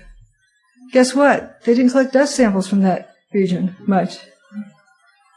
So what did their dust readings look like? And here's the various sample points. You notice how there aren't any really here? But where its pink zones are, that's where I know there's toasted cars. There's none of those toasted car places where they took dust samples. Now, they did this quantitative analysis on one chart saying, lots, moderate amount, trace, and not detectable. And I colored these dots. Blue is the highest, then it goes down to white. The bottom, or white is unreported also. So you notice this color scheme, lots of yellow up here, red kind of there. Then this is see the black area? I superimposed it with the smoke map of where the smoke plume went. You notice there's not many data sample points here. Then they also did a quantitative set of data. And they have, these numbers. I tried to make the color scale similar. And here's where those points lie. How did those two compare? Well, I put them in an ordered list and then tried to compare the same point on one scale was down here and on the other scale it was there. There's no correlation. They should kind of follow the same trend. But it just seemed kind of random. And these weren't even reported on by the set of blue data. So I don't think I trust that data. It seems kind of random. Besides, it was collected 6 or 7 or more days later, after it had already rained once or twice, heavy rains. And they talked about it was caked up and they had to chip it loose. Do you think they had any fine particles in that glob that they measured? Now we're going to look at a bunch of lathering up. I have 2 different series. The first one is by Ahmad Zafar. He had an apartment across the Hudson, took a bunch of pictures, and he got a lot of what was going on with Tower 2. Then another series with Tower 1. I'll mainly just go through these quickly, but let's notice a few things. Towers are cooking away here. Something interesting about this picture here. Both towers are standing. Why is southern Manhattan fuming? It's gotten hazy down here. And then you notice different things coming out of the building at different points. Like, what's this black stuff coming out? And there's also a place where, the mechanical floors of the North Tower, it had fuzzy blobs. You get, coming down the home stretch there. But there's a bunch of interesting events. Like here's, let's see, this one you can't see very well, but the mechanical floor of the North Tower has a big fuzzy blob that comes out of it. And I call this silly string. It looks like silly string squirting out of the mechanical floor of the South Tower. But you can tell when the building gets ready to go. It suddenly gets really furry looking with this black stuff. This is the South Tower. And then there it goes. Right after it goes, notice this series. And what I noticed in this was, as the cloud rolls out, not much happens, but then notice Tower 1 starts spitting out this stuff that I call lathering up. Looks like soap suds. Look at this picture here. So it's not from the clouds rolling out. It's from some other process that's meant to happen at the same time so people really don't realize what's going on. And here it is really oozing out of there, and then it gets shut off. And you have blue sky underneath that.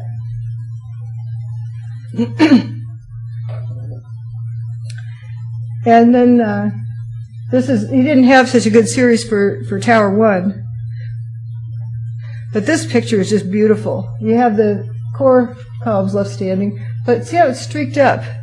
I wonder if that's 24-foot diameter, cylindrical beams.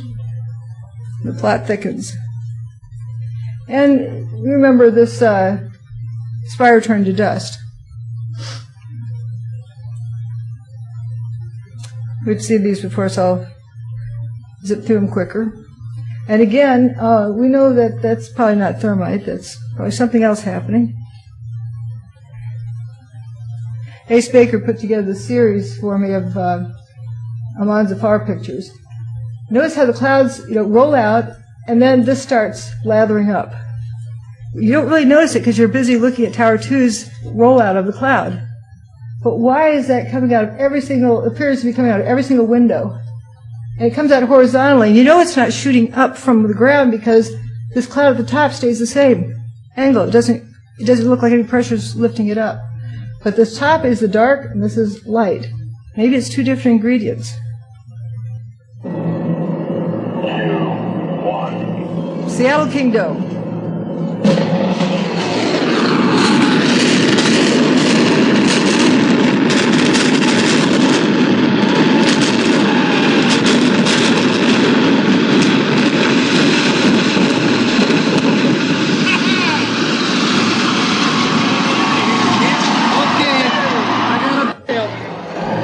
Notice how high the dust cloud went. Not much higher than the top of the kingdom. And then it just kind of diminished. Also, beforehand, we saw all of those firecrackers going off all over the place. We didn't see anything like that here. This is the other set from this free host, whatever that site is, GJS I call it. This is a beautiful picture of Tower 1 lathering up. Just pouring out this lather. This other thing I call smoke rings. Looks like somebody blowing smoke rings. Intermittent black things coming out. Here we have the light ingredient. We have the dark ingredient. Wonder what that means. And you see this series. Beautiful lathering up pictures. And then it quits lathering up. And then it starts blowing smoke rings. What is that black stuff that comes out? Fire doesn't do that. It doesn't, intermittently spurt out some squiggly things. Something else I started noticing, just before it goes, you see vertical, looks like fishing poles sticking up. And this is the series. We're looking at the last one is just before it goes, these three in here. This is the next to last one. And you might be able to see some vertical black thingies in there. Notice there's no more fire here. Earlier, when there was a fire, it didn't have smoke coming out of there. And here's the last one. Can you see those? Looks like little fishing poles sticking up. It's hard with this resolution. It didn't seem to come out real well. And then we know how it rolls on down the street. Rolls down.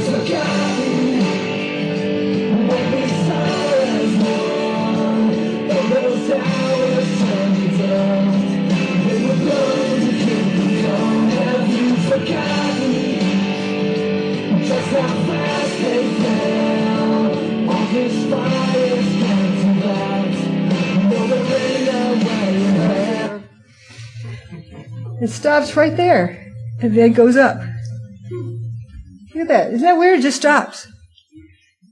It's as though when the cloud maybe the dust is breaking down, it quits having its momentum because it's no longer big particles. It's now all turned to really fine particles that go up at just the same point in time. And here's that pedestrian walkway again. And how the dust stops right at that point.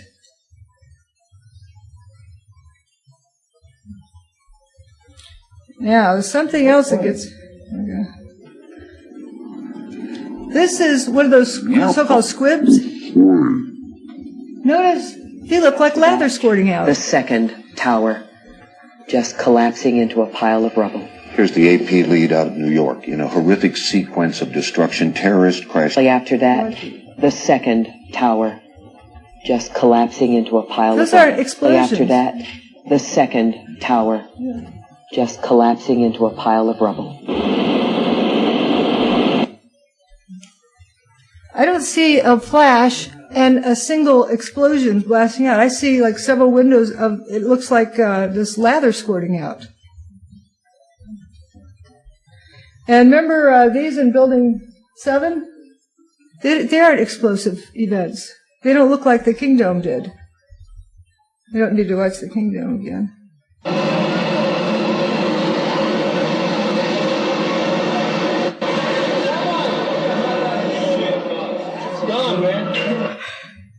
We didn't see bright flashes. And with Building 7, we had this 47-story building. Look at the street down below. Can you believe that it's going to drop straight down without spilling out across the street? That's more like twice the world's record. And nothing's coming down that straight.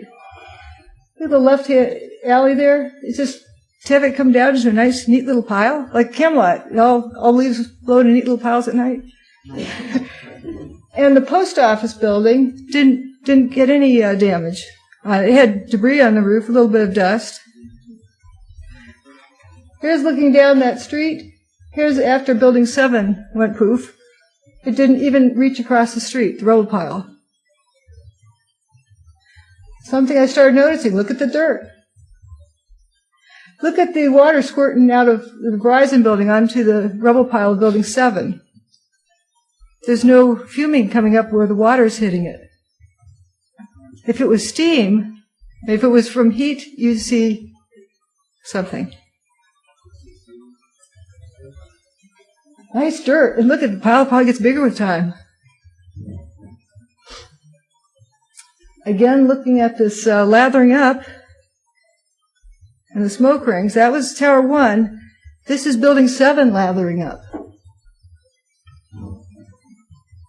When Building 7, we saw the video of it dropping. Didn't it look like it just got pushed off the edge of a cliff and just went down without any resistance whatsoever? I wonder if this lather tends to weaken the building so when a beam hits it, they can control what goes at what time. Let's think of a picture, a photograph. If you aren't familiar with photography, you say, how on earth, how much energy would it take to burn an image of somebody into that piece of paper? Unbelievable amount of energy, and that guy wouldn't be sitting still long enough to keep it in focus. But once you understand photographic emulsion, it just takes a teeny bit of light energy to cause the chemical reaction in the photographic film. Let's say we have the same event here, where the building is filled with some kind of gas, some kind of plasma, something, that the beam energizes when it hits it. So the beam does not have to be very powerful, but it controls where it goes when. And accidentally, maybe some of this lather got out in the middle of Liberty Street, and when the beam hit there, boom, you have a hole. Oops. And maybe the black part is like more hardener than resin. It's a different mixture. It's a catalyst for this stuff. You know, maybe there's some kind of, like you have faster photographic film. Some's faster, some slower, because they couldn't lather up Tower 2 ahead of time. That would be too obvious. So they needed to have a stronger thing working. This one's pretty incriminating. We're told that Building 7 was damaged when Tower 1 fell on it. Tower 1's still standing. Why is Building 7 lathering up? Oops. This picture is taken from Reed Street. If you have a map, you can see that's just north of, I guess, Chambers. Now, it's lathering. Earlier in the day, we've seen this picture a lot. Look at this one. It's got more dark lather. If you want to make sure that thing is really well controlled, maybe you put more of the darker ingredient into it so it really just drops down to nothing. Well, that's pretty much there's a few other things, but you've seen this lathering up, and I really think there's a whole lot to be had about that. What purpose does it serve? I've looked at some sites and seen like spray-on antenna material. So obviously you can have some things that are activated by other things. We know about photographic film. Perhaps there's a kind of a beam that triggers this material. What I wanted to show you is an interesting picture I've gotten from OSHA. From the OSHA site, they're taking out this big tank.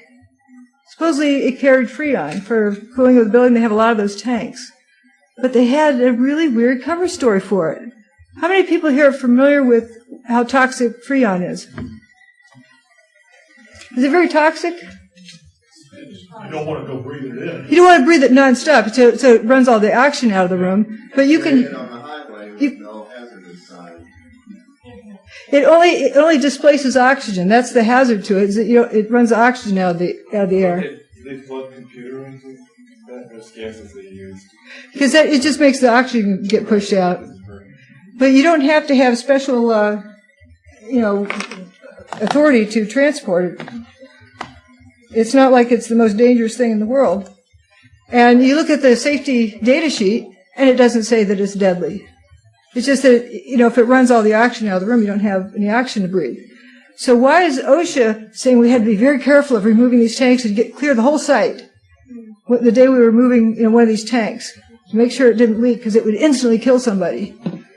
I'm wondering if that was the cover story for the fuzzy blobs that those policemen, the firefighters were breathing, keeled over.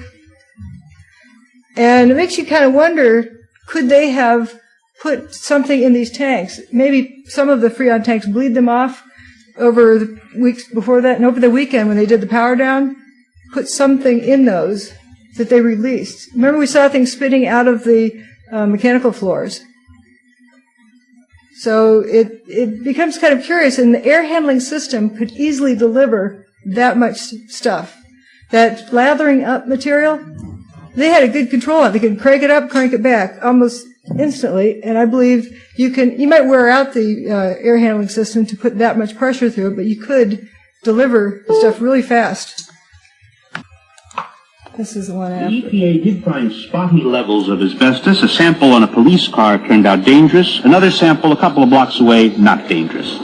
But most interesting, in the mix, they are looking, they think, at specks of steel that used to be beams and elevators, marble from the lobby floor and facings. So what were once the strongest architectural elements in the two towers were pulverized. Large portions turned into clouds like this one. Still, there is this mystery. If some of the hardest materials were vaporized, how to account for the presence everywhere of paper? Fully intact letters, business forms, stationery. Paper is so fragile and combustible, and yet somehow, maybe because we have so much of it, it was everywhere. Oh, good, this one didn't hang up. Notice the video on the left. You see paper coming out of this. It looks like it's an explosion. How can that be a regular chemical explosion, like with dynamite? You would have the paper being shredded. But it looks like the paper just gets churned around in the mix. And if you notice in the figure on the right, it's like it just suddenly turns into instant lather. This is another very interesting picture, watching a car ignite with spontaneous combustion. Oops. Remember the Coke truck that's parked down there around the corner? And this video here, the guy walks north.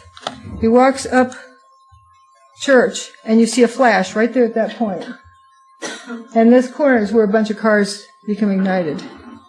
For example, is significant that it will help keep these visions, these images in people's minds for the days to come. That also leads to a lot of the anxiety. Things that we would see initially are people having difficulty concentrating, difficulty sleeping, feeling sadder than usual.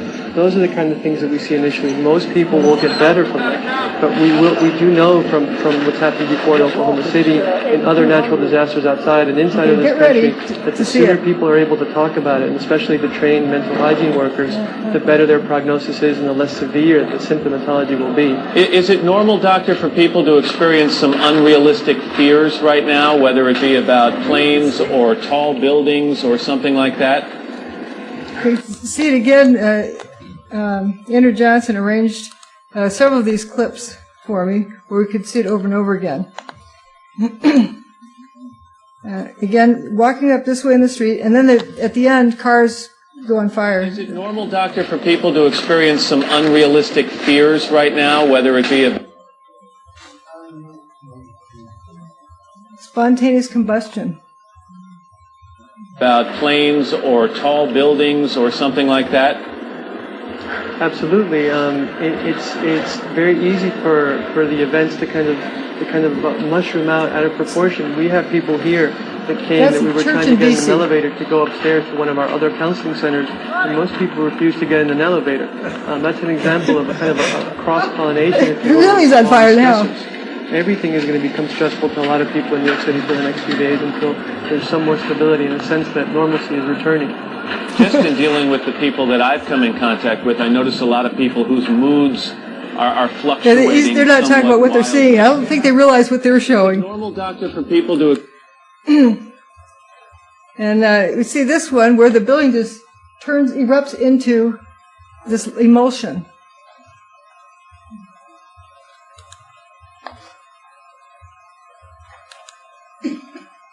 All right, this is speculation about these fuzzy blobs.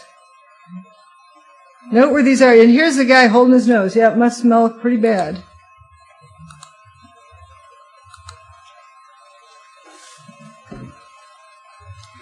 They act like this Freon is an invisible killer. And they cleared the area. It was a special event, removing it. And I'm wondering why they presented it that way. Again, this is that comment made on a forum that's so well said. We stand at the beginning of a new age. Our government has in its hands a method of disrupting the molecular basis for matter, and its first impulse is to weaponize it. Is this so hard to understand? Like splitting atoms to create destruction was hard to understand in 1945. This is the new and improved model, it appears. But these people should have been warned. Now, I see this guy in the front in the white shirt and wonder about his office mate or his spouse that was left behind. Why didn't they tell these people? I think that's the first time I've met Bob. I'm going to show you the pop quiz here. Real quick, let's see, this is some pictures we took last night. We drove up to, we did a road trip, a drive up to Minneapolis. Now that you've seen these various characteristics, see if you can identify anything. First of all, this is as close as we could get. This was on top of a hill, several blocks away, and here's the piece of bent bridge. That's all we could see. Layers upon layers of guards, of police tape. There it is. There it is in the background. That's as far as we could get. There's an area down below. We approached it just to see what would happen. We're looking from different areas, and one thing I noticed, I don't think it's rained here in the past couple of days, but the ground was sopping wet. Hosed down.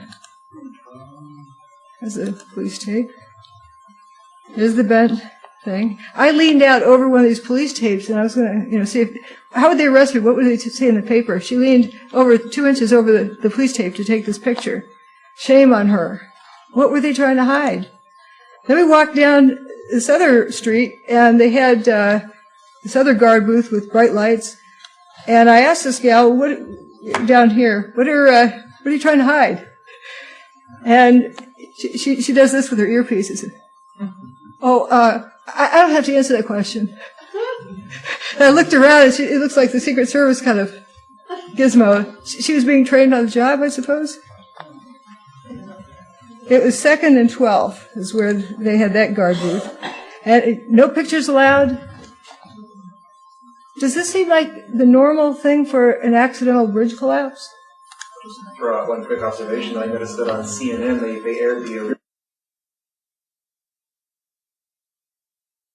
viewers actually submit the footage, and that viewer preferred to remain anonymous. That caught my eye.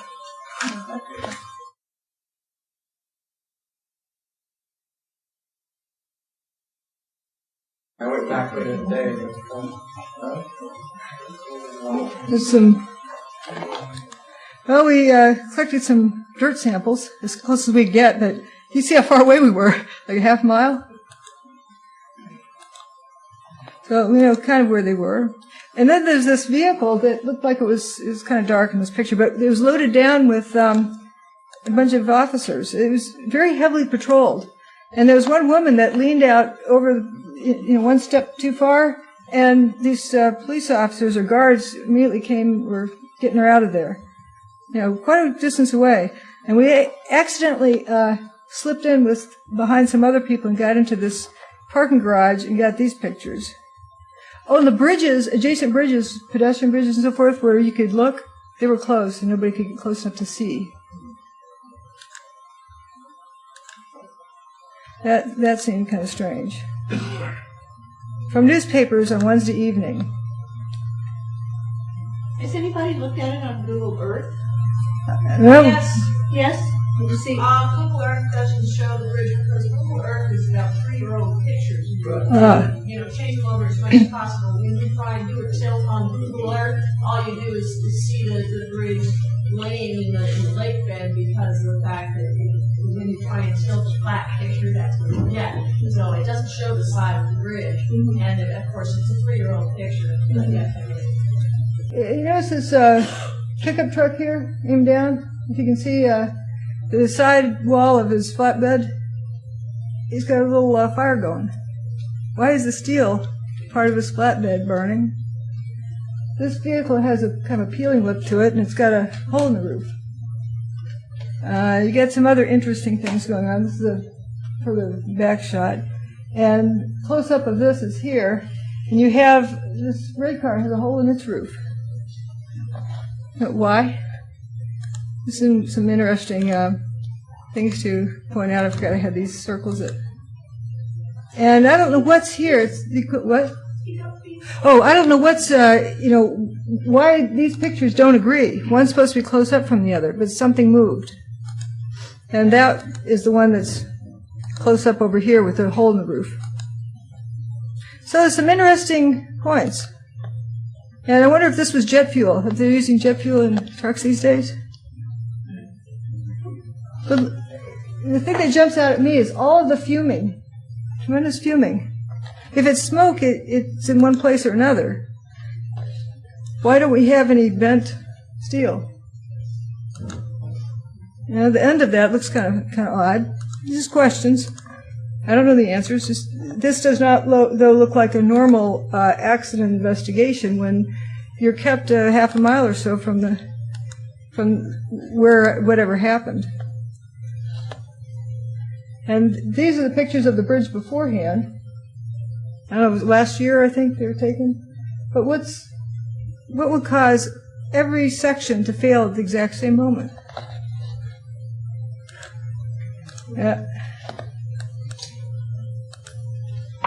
Okay.